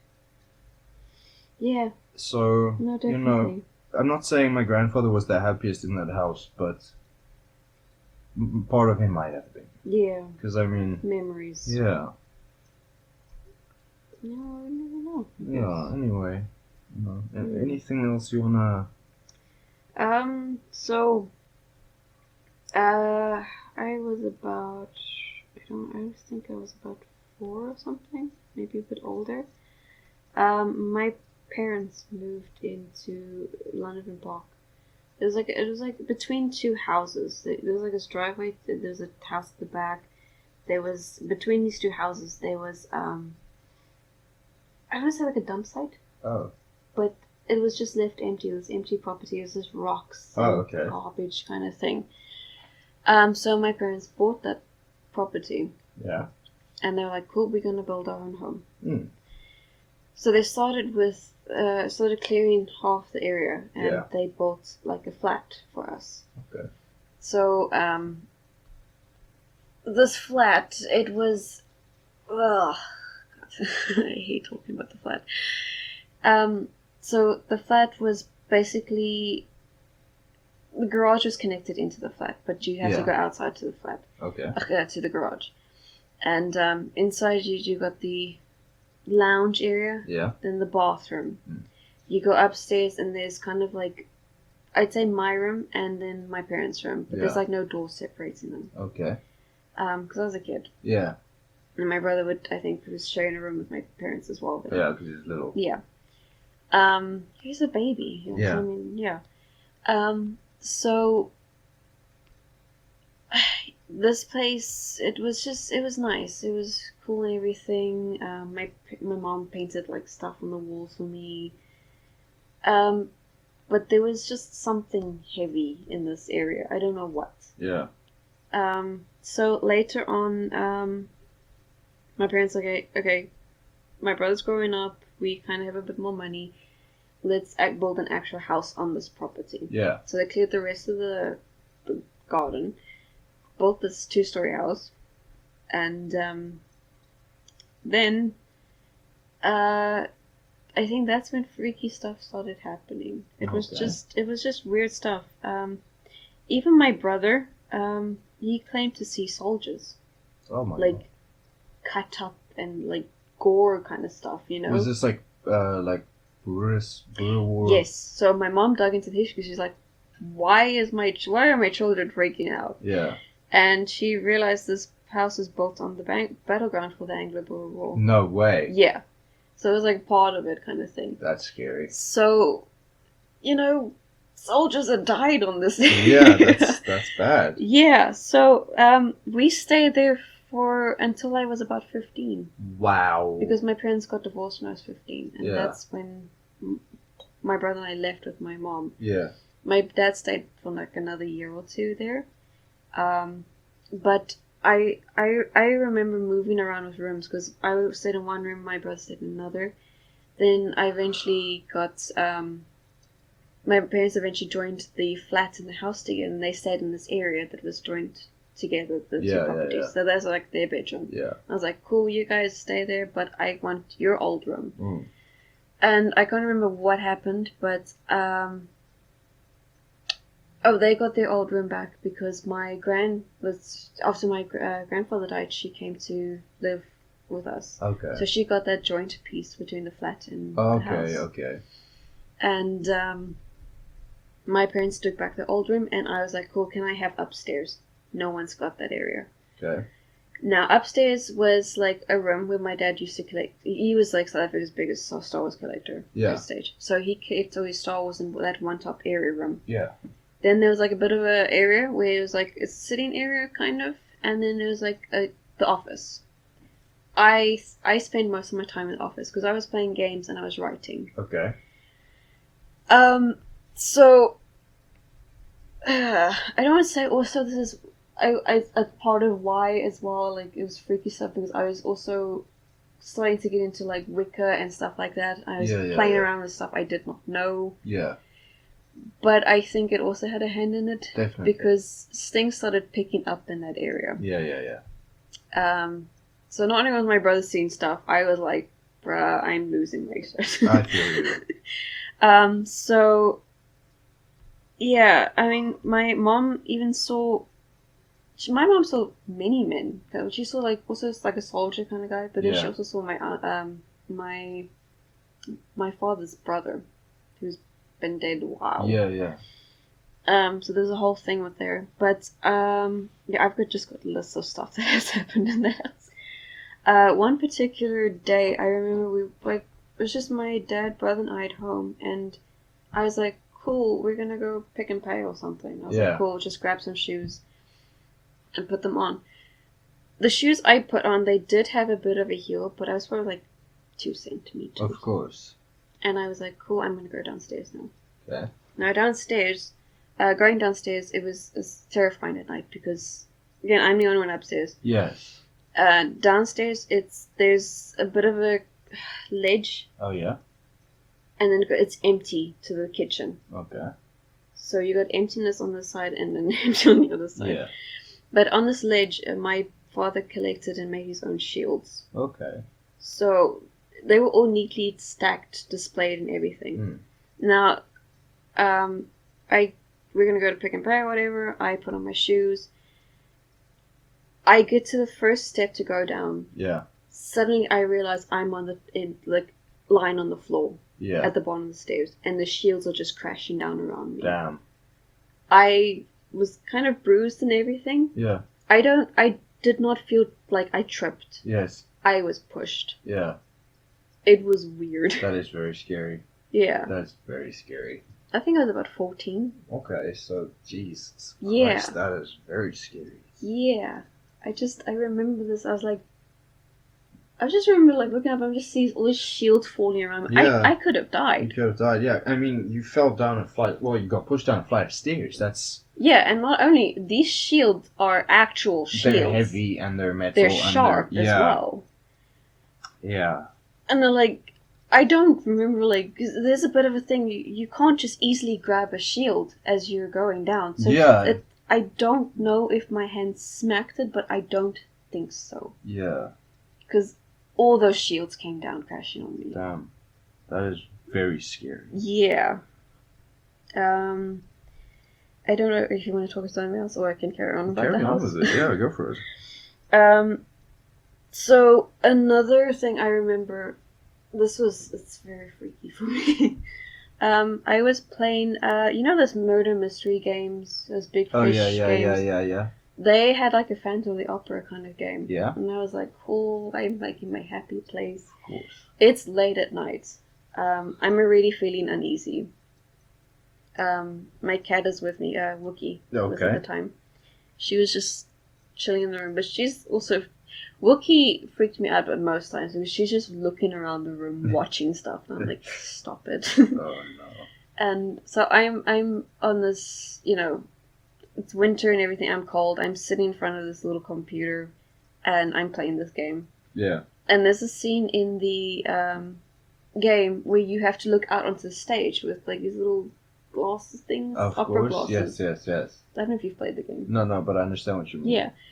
And there's an actual jump scare. It's the only jump scare in the game. Okay. And it's like the Phantom comes right at you. Yeah. I'm like, fuck this. I switch off everything. I go right into my bed. But I notice on my bed there's a dent, like someone's sitting there. Oh no. And I'm like, ha! Yes. But I sit down anyway. Yeah. Because I'm freaking out of the computer. Yeah. But I just remember this coldness as well, sitting around me. And it's like, oh, no, that was scary. Yeah. And it felt like I was now sitting on top of someone else. Yeah, that's even worse. Yeah. I think me and my brother had a very similar experience when we lived in the house close to the graveyard as well. We were playing the latest Wolfenstein game at that point. Yeah. So my parents, my mom, my dad, so basically my mother worked at the hospital, and my dad used to go fetch her at night when she finishes her shift. Yeah. Usually around 6-ish or 7. Yeah. And it might have even been 8. It was very late. And so I was playing Wolfenstein, and obviously it had a lot of occult stuff in it. Yeah. And you got this guy chanting and stuff. It was a very fun game, but it was very scary. Yeah. It was very scary, especially given our age at that point. Mm-hmm. And I think, we were maybe... This was, I think, either primary school or big... Yeah, I think this was primary school. Yeah. And so... Stuff starts moving in the house. Oh, God. And doors start opening, stuff like that. The usual. Mm-hmm. And we freak out. Mm-hmm. to the point where we run. We leave the game, we leave everything open, we just run and we go wait by the gate. By the big front gate. There was like this big driveway. Yeah. We ran all the way up the driveway and we just waited by the Devil's Fork gate for my parents to come. I think we sat there for like 20 minutes. Yeah. Just waiting. Yeah. And, yeah, so, I don't know, like, nothing, you know, ever happened. We didn't mention anything to anyone. I don't know why. But, we just, yeah. Eventually I finished the game, it was fun, you know, all that. I kind of realized I'm not going to play this at night anymore, you know. So, yeah. Yeah. Random. Yeah. Did you, like, ever look up if the chanting is, like, real? Kind of I did not, but basically the stuff that they did talk about and the whole game was kind of based off of was it had to do with the Order of the Black Sun and like the Royal Society type stuff. And I actually did look up that later on in life. And basically these were people, the Royal Society, basically they made contact not only with occult stuff but also with extraterrestrials. Yeah. So basically they had the occult rooted into extraterrestrial things. So this was two worlds in one. And yeah, it's very interesting if you go read up on it. And they actually talk about it in the book The Coming Race. Yeah. Very interesting book, but yeah. So basically they draw power from Vril. I don't want to go into this right now because it's going to take up like 3 or 4 hours. Okay. Because it's quite a big thing, actually. Yeah, yeah. But I don't know. I think the chanting might have had an impact on whatever was in the house, and whatever was there heard this and they decided, whoa, I'm not part of this. Yeah. And, yeah. you know. What the fuck? Yeah, it just scared us. Yeah, I can imagine. So, but also something very, very weird. Right after high school, I started getting into the occult. It started off with like regular hermetic magic type stuff and like stuff like that. And so I was doing like the normal little rituals in my room, cleansing crystals and stuff like that, you know. Trying to speak to deities or entities, whatever you want to call spirits. Yeah. Using pendulums and stuff like that. And so one day I was like, okay, cool, I want to bake a cake. I am hungry for cake. So I decided I'm going to make a chocolate cake. Cool, I make a chocolate cake. Cool, everything's nice. I frost the cake. Awesome. So cut the cake up and we put it in this blue Tupperware container. So, you know, it stays crisp and fresh and nice. Yeah. Okay, so next day my mom comes back from hospital after work and she brought back this little book. And basically it was a man and a wife that went to the hospital giving away this book that they wrote about their daughter that committed suicide.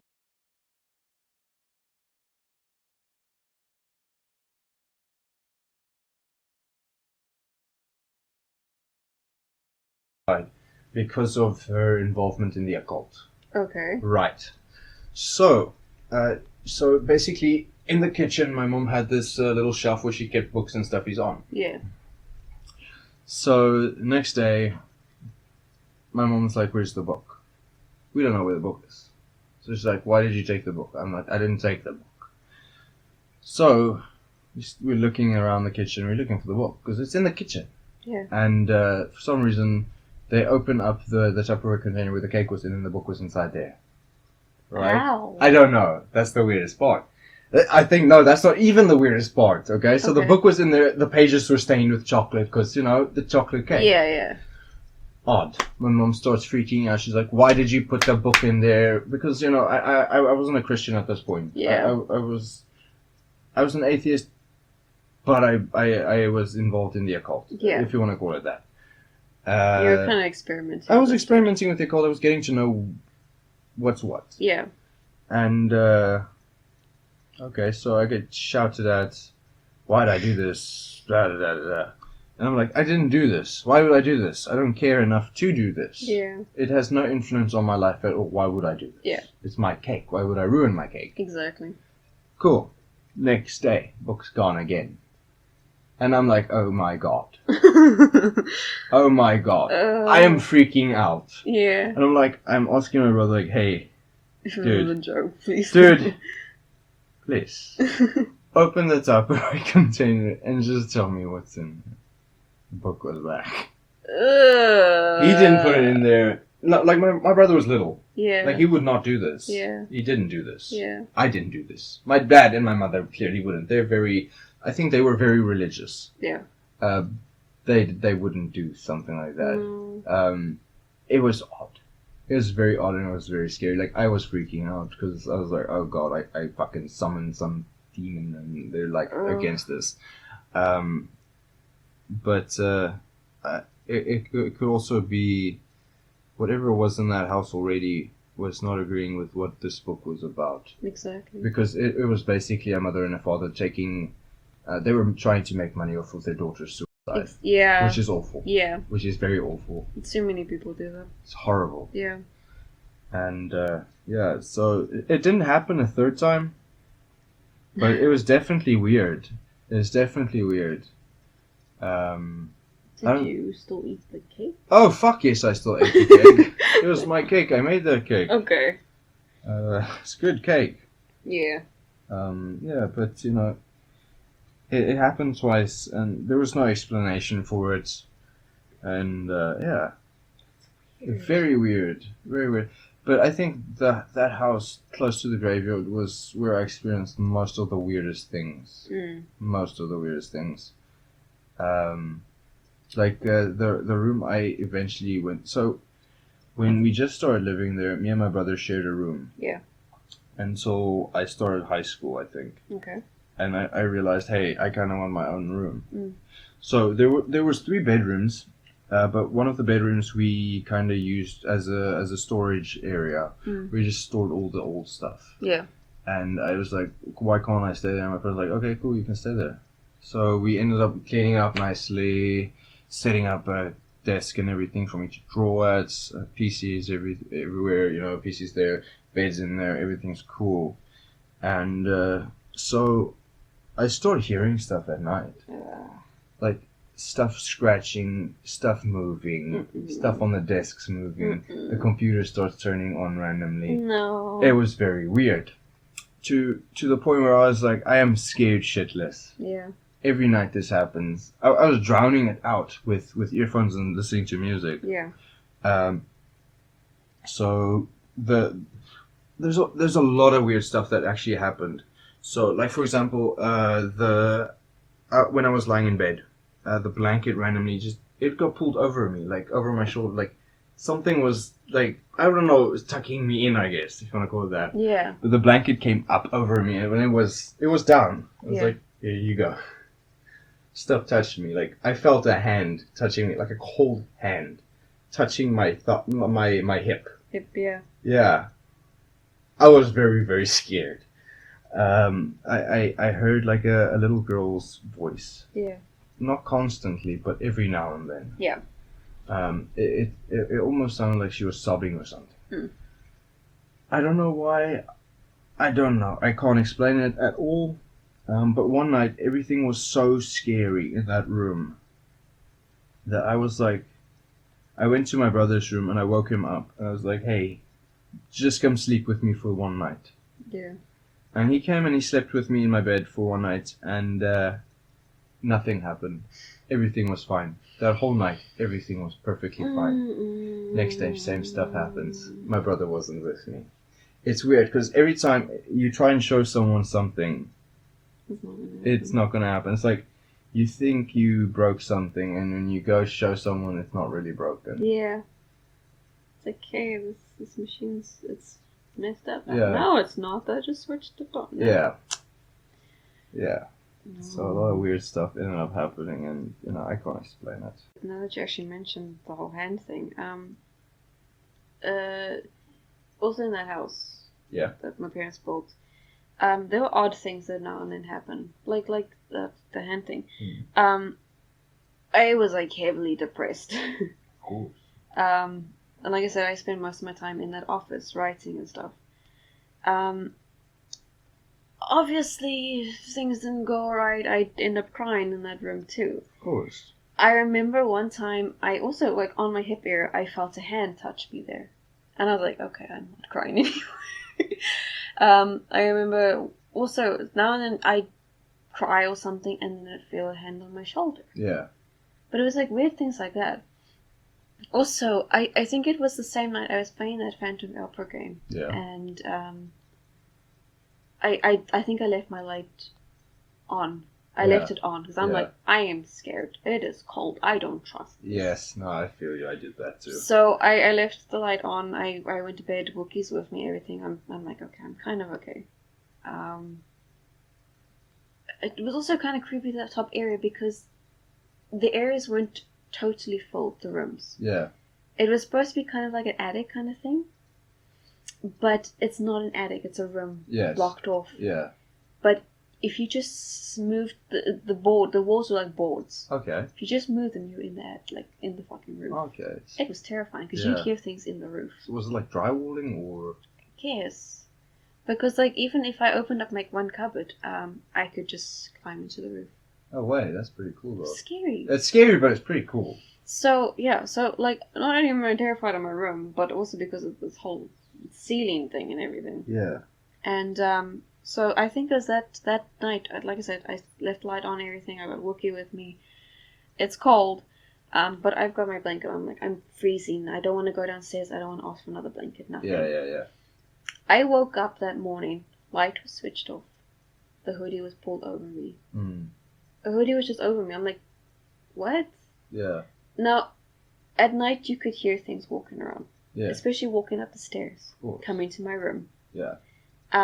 I could tell the difference between my dad and my mom walking. No, you can. I know that. Yeah. And I was like, my parents were not coming upstairs. Yeah. And like you hear this and you're like, cool, blankets up over your head. Yeah. I don't remember hearing someone walking at night. Walking up the stairs that night. Yeah. So I don't remember my parents coming. I even asked them like last night, like, hey, did you come to my room? And they're like, no. Yeah. Because they didn't do that. Yeah, it's irregular for them. Yeah. But the light was switched off and there was a hoodie covering me. Yeah. It was just odd. Yeah. Odd little things like the hands and everything. It was just odd little things. Yeah. Something weird though. When you mentioned the Burwolof type stuff. Yeah. My one ex, she told me this story. She was sleeping with her curtains open, and she woke up late at night, and outside the window she saw like a old-timey nurse with like the bonnet and everything, and it creeped the shit out of her. So she went out the next day, and to see, hey, it's quite like the house is really raised up. Yeah. So the fact that she was standing and looking through the window, seeing this whole person, means this person had to be, huge, really tall, because there was literally no way she could. There was like this. It was huge. It was so weird. There was no way she could have. She had to be standing on top of like a chair or something.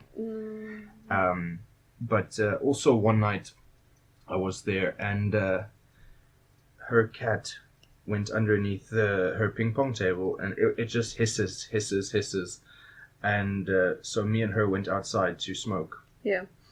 And after she finished smoking, we went back inside. We saw, at least I think she saw it, not me. A book flew off her shelf, and so did one of my Xenomorph action figures. It still got the crack on its dome. Yeah.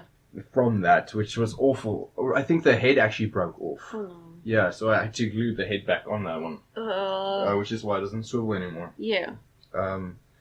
Very scary. Very scary. But that whole house was terrifying. And I don't want to even get into that. Because there's so much horrible things. Yeah.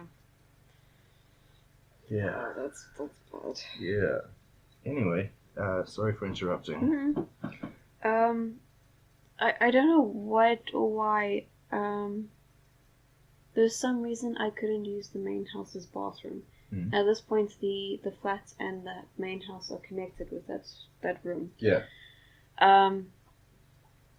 And my dad was like, you gotta use the flat's bathroom. Yeah. I was like, I don't want to. Because at this point, I'm terrified of the flat. Yeah. And at this point, my dad has also turned the flat into his, like, Star Wars. Of course. Everything. Yeah. So I'm like, okay, fine, if I have to. So I grab Wookie and I'm like, cool, let's just go bath quickly. Yeah. So we close the door, everything. I run the bath, get in, and I'm probably, I don't want to say I'm in my early teens or something. Maybe I think it was, but yeah. And so I'm trying to get done as quickly as possible. I'm like, something is bad. Yeah. And then Wookie starts freaking out, and she's like looking at the toilet area. She's screaming, basically. Yeah. And I'm like, fuck, why is my cat screaming? Yeah. And then the toilet paper starts unwinding, unrolling. God. Literally. It starts, so quickly, unrolling. Oh my God. She's screaming, I start screaming. My dad, comes what the fuck? And I'm like, dude! He sees it, and then it stops. I'm like, no, you stand there, I'm finishing. Shit. It was scary. That is very scary. But Wookie, she was gone. She cheers. Yeah, no, I would too. Jesus Christ. It was just, I don't know if you've ever had something like that. Not like that. I think the closest thing to that was literally my grandmother's sewing machine just starting rapidly. Starting to sew. Oh my God. No, it was horrible. Yeah. Yeah, you want to say something? Yeah. Back to the whole sleepwalking thing. Is I remember so we used to live in Jeffreys Bay. Yeah. And after we lived in Jeffreys Bay, I don't really have that many memories of us living in Jeffreys Bay for some reason, I think. Mm-hmm. But after we lived there, we moved to the farm where my aunt was living in Natal, just outside of Shleshului. Mm-hmm. Okay? That's how you pronounce it. Okay. Haha. Anyway, so, yeah, basically... it was a huge farmhouse. Yeah. All my aunt's kids were living in separate rooms and houses on the farm. Yeah. And so me and my brother were staying in one room on the one side of the house. And so you had to... So I ended up sleepwalking one night. I can't remember how or when, or obviously you don't remember sleepwalking. Yeah. But I woke up inside my aunt's study on this. There's books and stuff on the bed, and there's just the whole bed is full of stuff. They used it for storage. It was literally her office. Yeah. And so it's quite a walk to get into that office. You have to go through the whole house. You have to go through the kitchen, the dining area, and then some to get there. Past all these rooms. And I just woke up and I was like, where am I? I had no idea where I was. And later on, me and my brother actually ended up sharing the room right next to that, weirdly enough. Yeah. It was just odd because, we used to see the weirdest things. Late at night, I was watching Cartoon Network. I think I was watching The Grim Adventures of Billy and Mandy. Mm-hmm. And this was 12 at night. And my aunt's cat comes in and I just hear hissing and fighting sounds. And I'm like, what the hell are you doing, Edie? And this cat was fighting a snake. Oh. And I just scream. Oh. And everyone's like, what the fuck is going on? And so my uncle comes in and he's like, oh God, there's a snake. So they end up catching the snake and they just go take it outside. Yeah. And yeah, very scary. And the next day, I don't know if it was a bad omen or something, but my aunt or my mom was making eggs for breakfast. Yeah. And one of the eggs she cracked open was a blood egg. It was blood red. Oh. And yeah, you know what I'm talking about. it had like parts of the baby chicken, like the fetus and everything, still in it. Yeah. And that was very weird for us, because my aunt believed in all these things. My aunt was very. She's a lot like me, I think. Very artsy and just. That's also why I think I got more into art, was because of my grandmother and my aunt. Yeah. And every time we used to go there, she'd paint my face to look like whatever I wanted. Like, back in... I can't remember what cartoon it was, but they had like these broccoli soldiers. Oh, wasn't that also Grimm? No, I think it was like Powerpuff Girls type. Yeah. I can't remember. Yeah, Powerpuff Girls. Yeah. Anyway. Yeah. These broccoli aliens. Yeah, I remember that. She like turned me into like stuff like that, and it's like I loved it. I remember that episode because they had to eat the broccoli. Yeah, so, yeah. And it's just stuff like that end up in. And one day the house just caught fire. We don't know why. I think maybe the TV or something exploded or something, and But also something very weird that happened on that farm was one day my uncle took us for a drive, and we were driving around the farm, and we stopped by this tree, and it's this very old tree. It looks like it's straight out of a horror movie, because there's a piece of rope hanging from it. It's like this very old orange. What was the? It's got like all the fibers and stuff. It's been there for a while. Yeah. So it turns out one of the workers actually hung himself on the tree, and the rope was just left there. And I can see this rope. There's rope and this tree in my head when I close my eyes right now. Like I can still see it. Yeah, very very scary place. Yeah. But actually there was either a leopard or something that used to roam there as well. Yeah. And the Discovery Channel actually came to catch it, which is very cool. Oh. This was before I lived there. Okay. But the Discovery Channel actually came there and they caught the thing. And they took it. Yeah, very cool. Very random, but very cool. They came to catch a leopard? Yeah, they came to catch the leopard to take it to like a proper place. Oh. Yeah, because it was killing the animals and stuff that was living on the farm. Yeah. Which wasn't good. And yeah. You can't be like, oh, let's tame the kitty. Yeah, no. But my aunt used to rescue a bunch of animals and stuff, and yeah. Oh, she sounds good. Very cool lady. Yeah. Way back, and she was still alive. That's cool. Yeah. But no, back to. I'm sorry for interrupting, no, you can no. continue your thing. So after my parents got divorced, we moved to a townhouse. It's close to Prella, but it's also, you know where that petrol station is across the army? Oh yeah. It was like literally that turn off kind of thing. You go past the petrol station, you turn off eventually. Oh yeah. It was like hidden kind of thing. I don't know what the area's name is. But we. Yeah, I suppose. Yeah. So we lived there because it was like, okay, that's, I guess, the most next. Weird, because I also live close by. We've been so many places near each other, but like, anyway. Weird. So my brother and I, we don't know if something followed us from the house. Yeah. But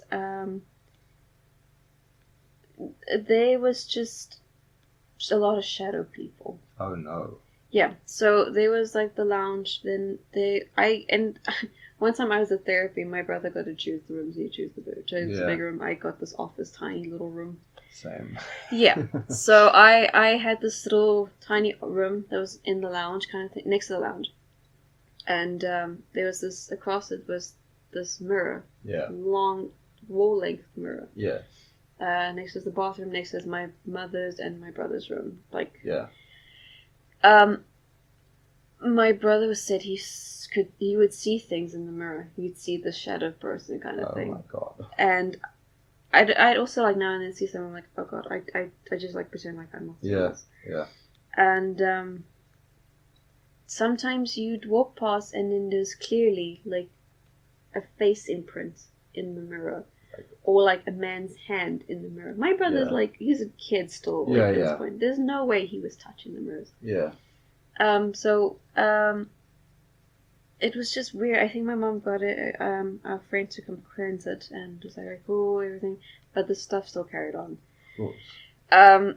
Eventually we did move to next to Happy Valley. Yeah. We all know Happy Valley's... Yeah, it's got a dark history. Yeah, so we moved to a complex at Happy Valley. And there, we think everything else followed us there. Of course. And between my brother and I, we had also a mirror separating us. Yeah. And that mirror was just hectic. It was worse than the previous mirror. I know. You'd constantly see things. I was cleaning that mirror all the time. Yeah. You'd see faces, you'd see handprints, and it was just horrible. Yeah. Sometimes it was like a skeletal kind of face, and you're like, Yeah. I think in that room as well, I was in that room for a very long time. We were there for a year or 3, I think. Yeah. So I spent quite a long time in that complex townhouse thing. Yeah. At night in the room I was in, I hated it because I could just hear movement in the room. It was bad to a point where I actually had to move my bed against the wall so that I could have my back to the wall and keep my eye. Yeah. But from there, I kind of developed this thing where something actually one night, it felt like somebody had touched my head and no one was there. Yeah. Wookie was by my feet or something. And I remember as well something clearly said my name in the room. Yeah. No one was there. Yeah. So from there I kind of developed this thing like, okay, back to the wall.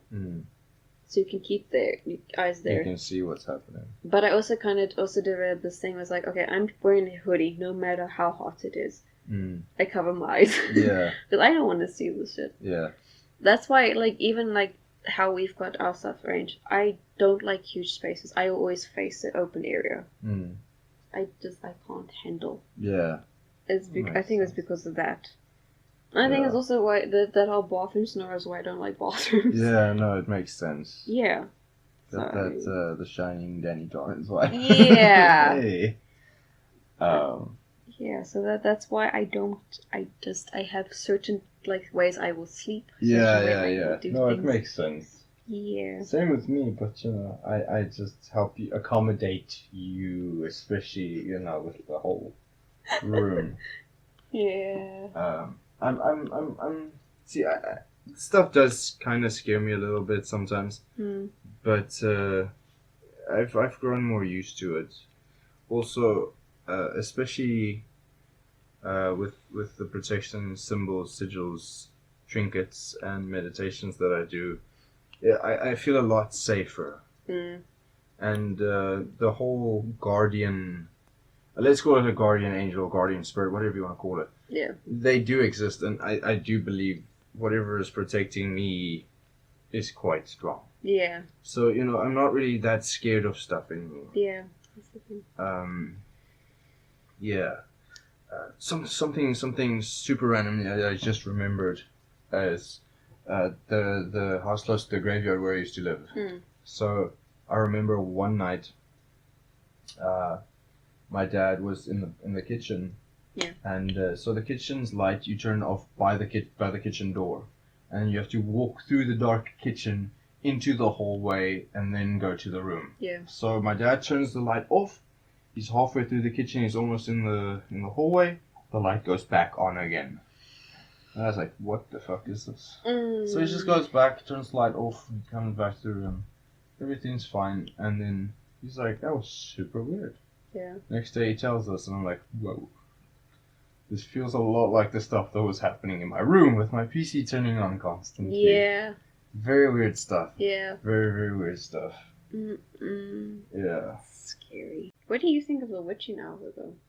Oh, no, definitely. I think stuff happens from around 12, man. Like, stuff definitely seems more active. Yeah. I am not joking. Like, I've experienced a lot more things, especially when I used to live on my own. Yeah. From around, I'd say just after 12. Yeah. Stuff starts. Yeah. And it doesn't stop until 4 for me. Yeah. Because I used to I had a very weird sleeping pattern at a point because we only started work at like 10. When I tattooed from the other studio. And so I used to stay up quite late and go to bed quite early in the morning. Yeah. And so I remember stuff happening, and I literally just wrote it off as maybe it was what I was drinking or whatever. Yeah. Because you don't want to believe what you saw, kind of. That's the thing. Yeah. I've seen, I wouldn't necessarily say floating stuff, but I've seen glasses float. Yeah. I've seen glasses fall and break for no reason. Yeah. Stuff like that. And, you want to accept it, but at the same time you don't. Yeah. And, see, most of the stuff usually happens around 2 or 3 for me. Yeah. There's a point where I was waking up at 3 o'clock every fucking day.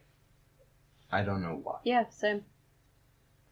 And, yeah, so there's definitely something. Yeah. There's definitely life after death. I wouldn't call it life. Yeah. There's something after death. Yeah. Whether it be spirits, whether it be demons, whether it be whatever you want to call these things. Poltergeists, all these things, they're real. Yeah. I have no doubt in my mind that these things are real. Yeah. Like they say, energy can't be made and energy can't be destroyed. It's just there. Yeah, that's the thing. So I guess it all depends on how you see it and how you treat it. Yeah. I guess for me it's just I'm kind of slowly becoming more accepting to getting back into it, because when I was a teenager, obviously I didn't know what I was doing. Yeah. And then I kind of stopped for years, and then I'd say only recently I'm like, okay, I should probably just learn to protect myself and stuff like that Of first. course. So, but I've always kind of like stuck to this thing. I was like, okay, like with the older complex where I'd say the more activity was, I would not, if it was close to 12, I'm like, I'm not walking around the house, I'm going straight to bed. Yeah. I don't want to be up past 12. Yeah. Here it's a bit different because, I mean, it's a small little room we're in. Yeah. And it's like, cool, you're here. But if it's past 2, I'm like, I'm not leaving the bed. I don't care if I need a pee. Okay. Anything that's close, like, even with my my house, where we are staying now. Yeah. If it's past 12, I'm like, fine, because, I mean, my brother's like right there, my mom's also right there. Yeah. But also, if it's past 1, close to 2, I'm like, I'm not pushing this. Oh, of course, I feel you. Otherwise, I'm gonna find all the cats and bring them with me. Yeah, yeah. Yeah, so, I mean, but yeah, I get what you mean. It's interesting. I remember I was playing DCNS online one day as well. Also 2, 3 in the morning. And I got my earphones on and everything. And so I'm playing, I'm doing random stuff. And I just hear crying. Oh, God. And I just freak out. And I'm just, I freak out, I turn the PC off, and I'm like, I'm getting in bed. Tonight is not my night. And it actually just turned out to be one of the people that was in my league. She was just not having a good day. Her mic was on? Her mic was on. She was just crying. Yeah. Oh, which it reminds me, the old complex we lived in, First Touch and everything. Yeah. So, like I said, it was next to Happy Valley. Right there. Yeah. You could hear at night, past 12, you could hear someone riding up and down the driveway with a bicycle. And my brother was like, hey, there's a little girl that rides this bicycle. No one knows about this, everything. No one knows. There's no little girl with a bicycle. We were the only children. Yeah. Oh, Yeah. I got goosebumps. When you So said also, one night, and I completely forgot. I hate this night. Also, late at night, early in the morning, I'm lying in bed, and I hear a man, because we were right next to the gate of the complex. Yeah. I started hearing a man chanting right outside the gate. Oh my god. You don't know what he was chanting? No! It was an African man. Okay. So I suppose he was whatever language, but it was... Yeah, it was, probably like Sutsu or yeah, something like that. But it was just... It wasn't something I recognized. Yeah. I mean, we were taught Sutsu at school. Yeah. So, I know it sounds stupid to say, but I did not recognize it. And it was just going on. And, I mean, I'm in the room, it's dark. Mm. And I literally can't feel like I move. I can't move. I'm just like... I think he was there for about an hour. Just chanting outside the gate. It was terrifying. I can imagine. Yeah, to anyone that doesn't know about Happy Valley, I would definitely suggest maybe researching more into that and what happened at Naval Hill. There's a reason people say Naval Hill is the satanic place to go, where you do black magic and stuff like that. There's a reason. Because the dark energy connected to those grounds is just awful. Do you want to give a bit of the history? I do not, because it's going to take so long to just actually get into it. There's just so many bad things. Just one small thing is that they actually used to execute people there. It was hanging. Yeah, they were hanging people there, and not even just that, they were burning people alive. Yeah. It was awful. It's actually it's the name Happy Valley is sarcastic. It's very it contradicts clearly what happened there. There's a lot of evil shit that happened there. One night my mom used to go to her friend to do meditations on Wednesdays. Yeah. And she was driving along Happy Valley to get home, obviously. Yeah. And she said she was driving, and then suddenly this dog thing starts crawling across the road, and she's like, "Oh God, I possibly hit," but there was nothing behind. Yeah. But she said it wasn't a dog. Yeah. It was like this hyena kind of freaky looking dog. Oh my God, like just a four-legged entity. And actually, I don't know if it was like a few days later or something. It was something close. She actually, one night again, driving home, and in the rearview mirror, she saw something sitting in the back seat. Oh no. It was like this scary little fucking creature. Oh God. So, Happy Valley's not a good place to be in. You not go there during the night. Yeah. Didn't you also have a... Yeah, so one night, I think we were driving around. We were just driving around to drive around. Yeah. Just, there was nothing to do. And this was also... It was there, you could go past to leave an ace down there. Mm. And so... We saw a woman. Mm. And she was, I wouldn't say behind a tree, but close to a tree. Yeah. And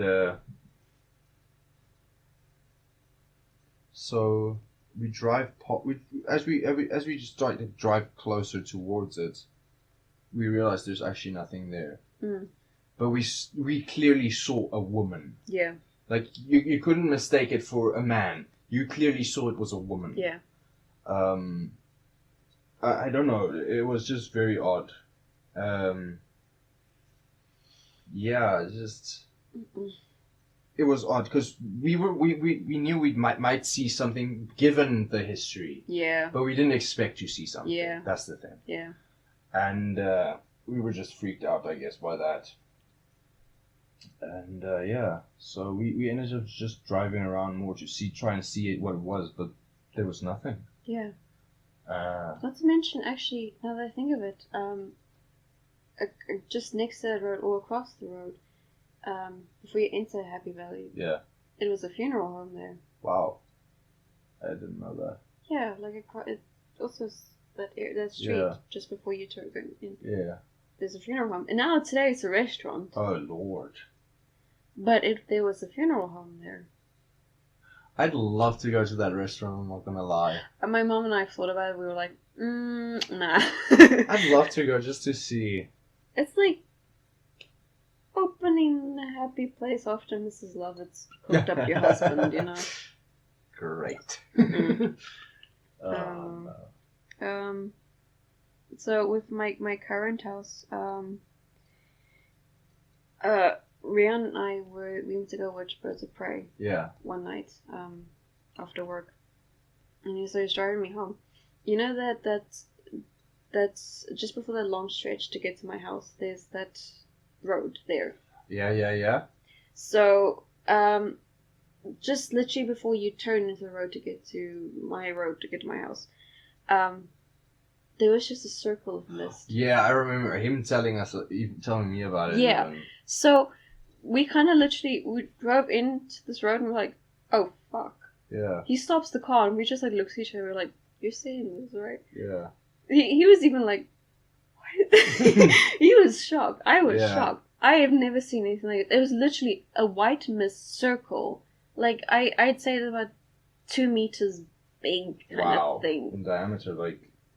Yeah. Shit. So, we both like, do we back up and just go the other way to get to this road or what? Jesus. But I'm like, just go through it. Yeah. Let's just get this done with. Yeah.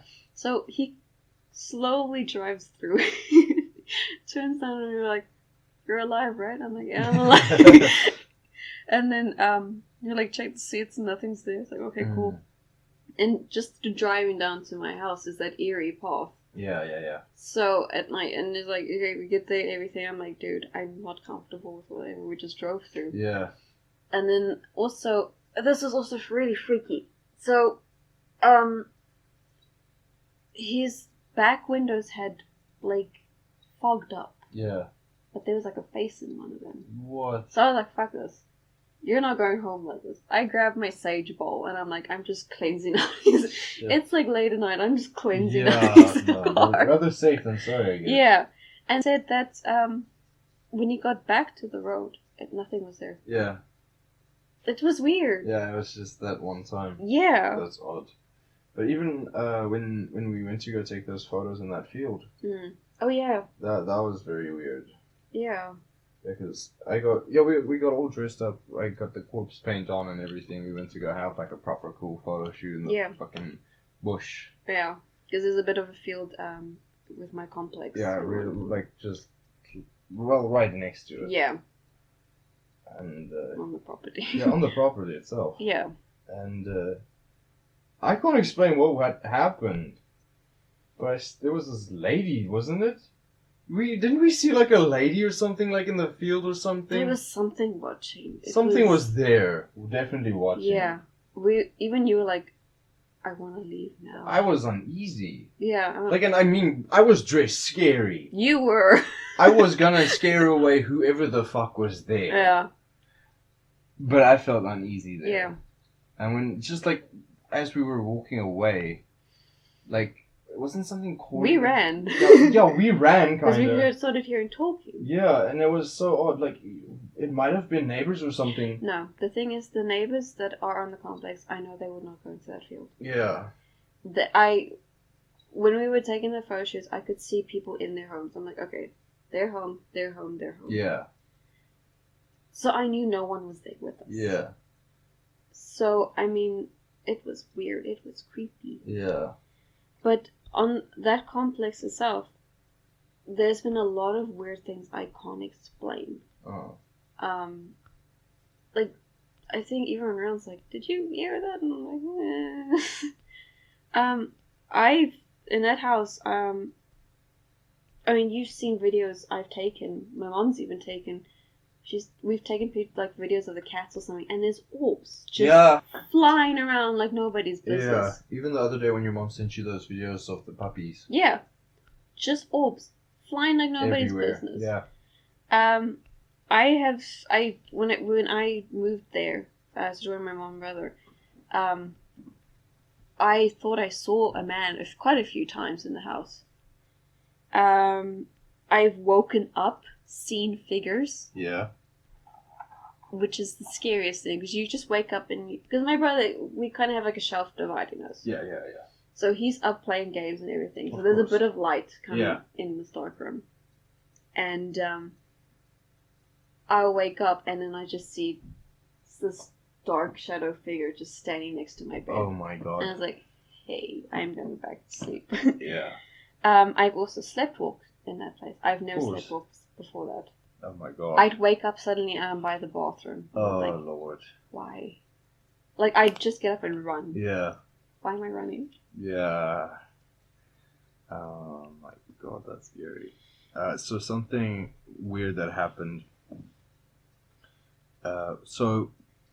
When we moved from the house we lived in by the graveyard, I was staying in the house alone. Yeah.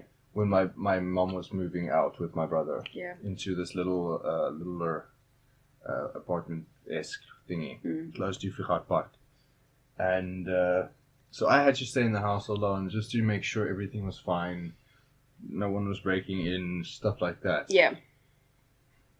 Everything was chill. Yeah. Everything was really cool. I was having a blast alone there, Yeah. Nothing weird was happening. Yeah. It was fun. Yeah. And so, first night, living in the new apartment, I have this horrible night terror where I was walking around the house. I was aware that I was walking around the house, but I wasn't conscious. Yeah. And I was looking for someone that put this goat sticker on me. Or a stamp or something. Like, I had a stamp on me of a goat. Okay. Like, I don't know why, I don't know what happened, but I went to go wake up my mom and I was like, where are they? I don't know what that was all about, but yeah. No, that's weird. Yeah. That's really weird. But the weird thing is I saw a lot of things in the sky at that place, which was odd. Like, it sounds weird, but like metallic orbs. Yeah. In the sky. Yeah. These weren't large. Yeah. They were relatively small. Yeah. And they was just quickly passing over it. It was so weird. Very, very weird. No, thank you. Yeah. No. So anyway, anything else you'd like to add?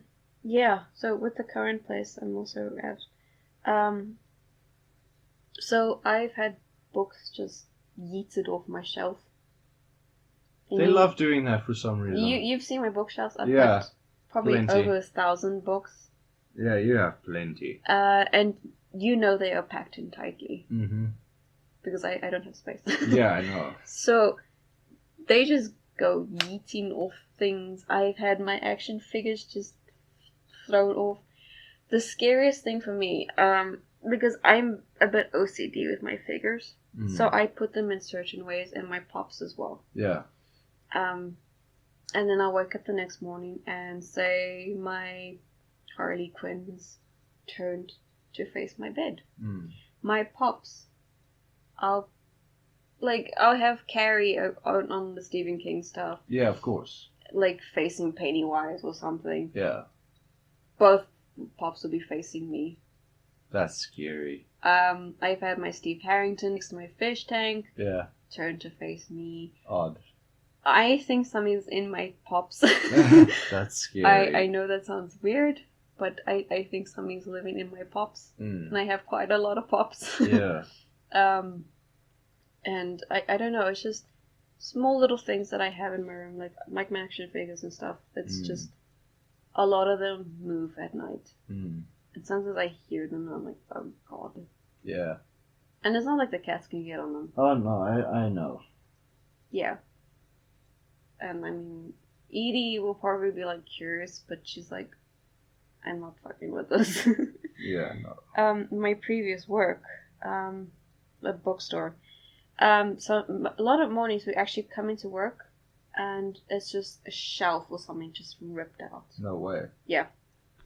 That's weird. Well, he was like the random stuff, and when I started working at first, I also would pack books tightly, and sometimes it's just those books just pulled out. I don't know if you heard about the murder at Preller. In the basement? Yes. Yeah, I remember this. So we don't know if that guy is haunting the place. Because it's right below the bookstore. Yeah, I remember. And, but also, a lot of the customers for the bookstore are older people. So, we think a lot of the customers kind of came back. Oh, that makes sense. Cause, yes. No, it's like even with my grandmother, she used to go to that second-hand bookstore quite often. She exchanges her books, and they give her new books, and so it makes sense. Oh, I didn't even think of it now. Like I said, I have this thing of collecting like people's stuff. Oh yeah, you got a lot of second-hand books. Yes.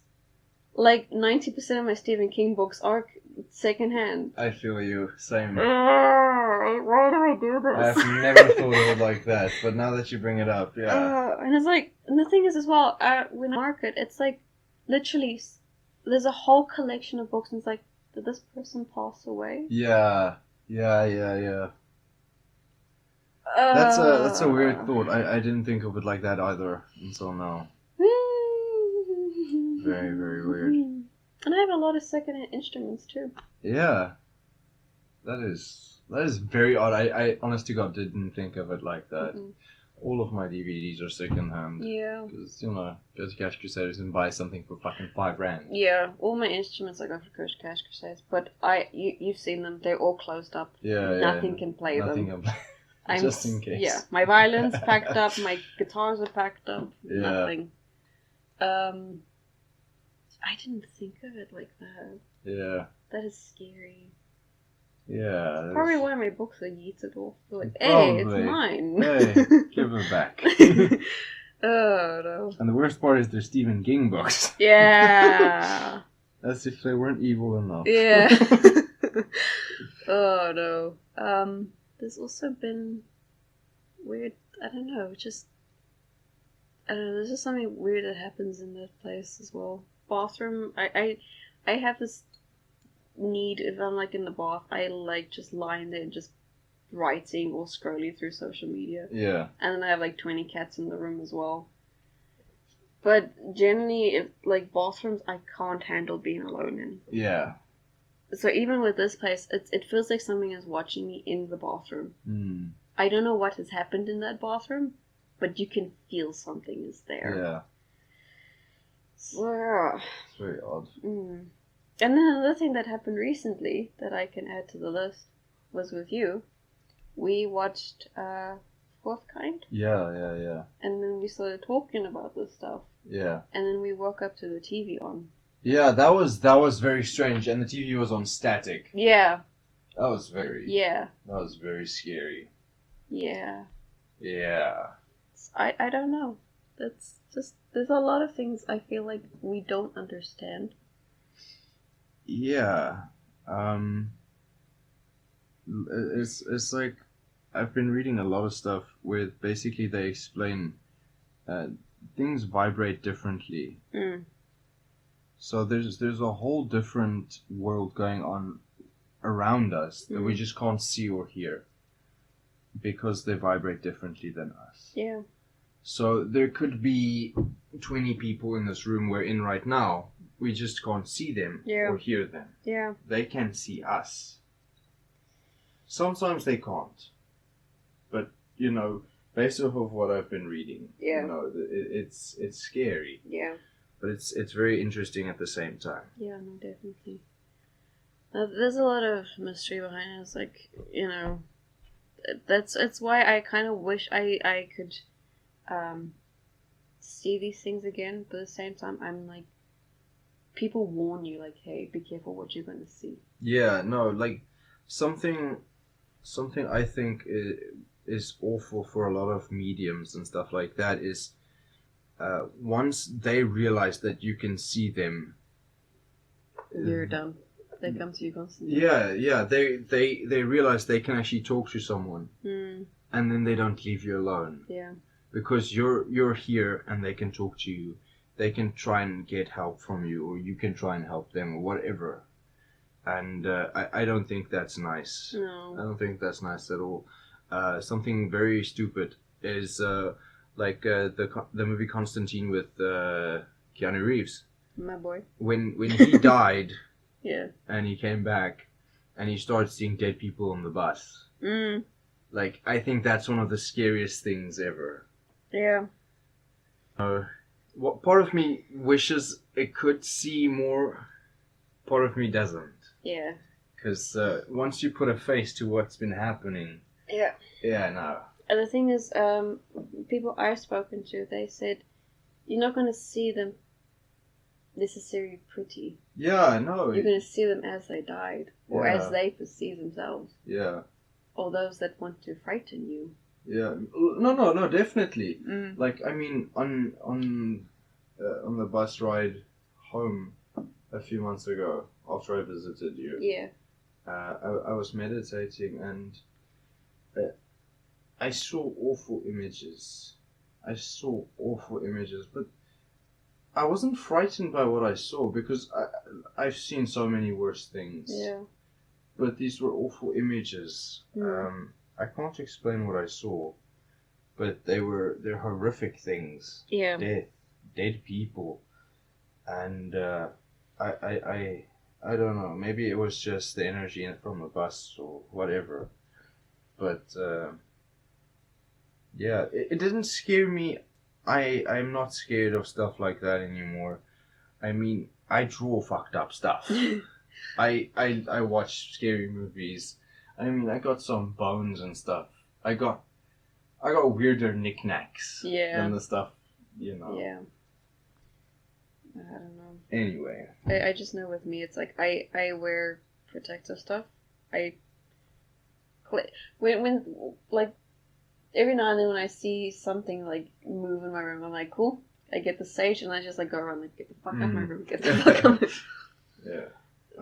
But I've noticed, especially when I start feeling uneasy or something, and I start doing my protection meditations and stuff, like I can hear stuff moving a lot more. Yeah. I don't know if you've noticed stuff like that, but I notice stuff moving a lot more. I'm uneasy because they can't get to me anymore. Yeah. And it's very cool, but at the same time it's very scary. Like, especially when I do protection meditations and stuff like that.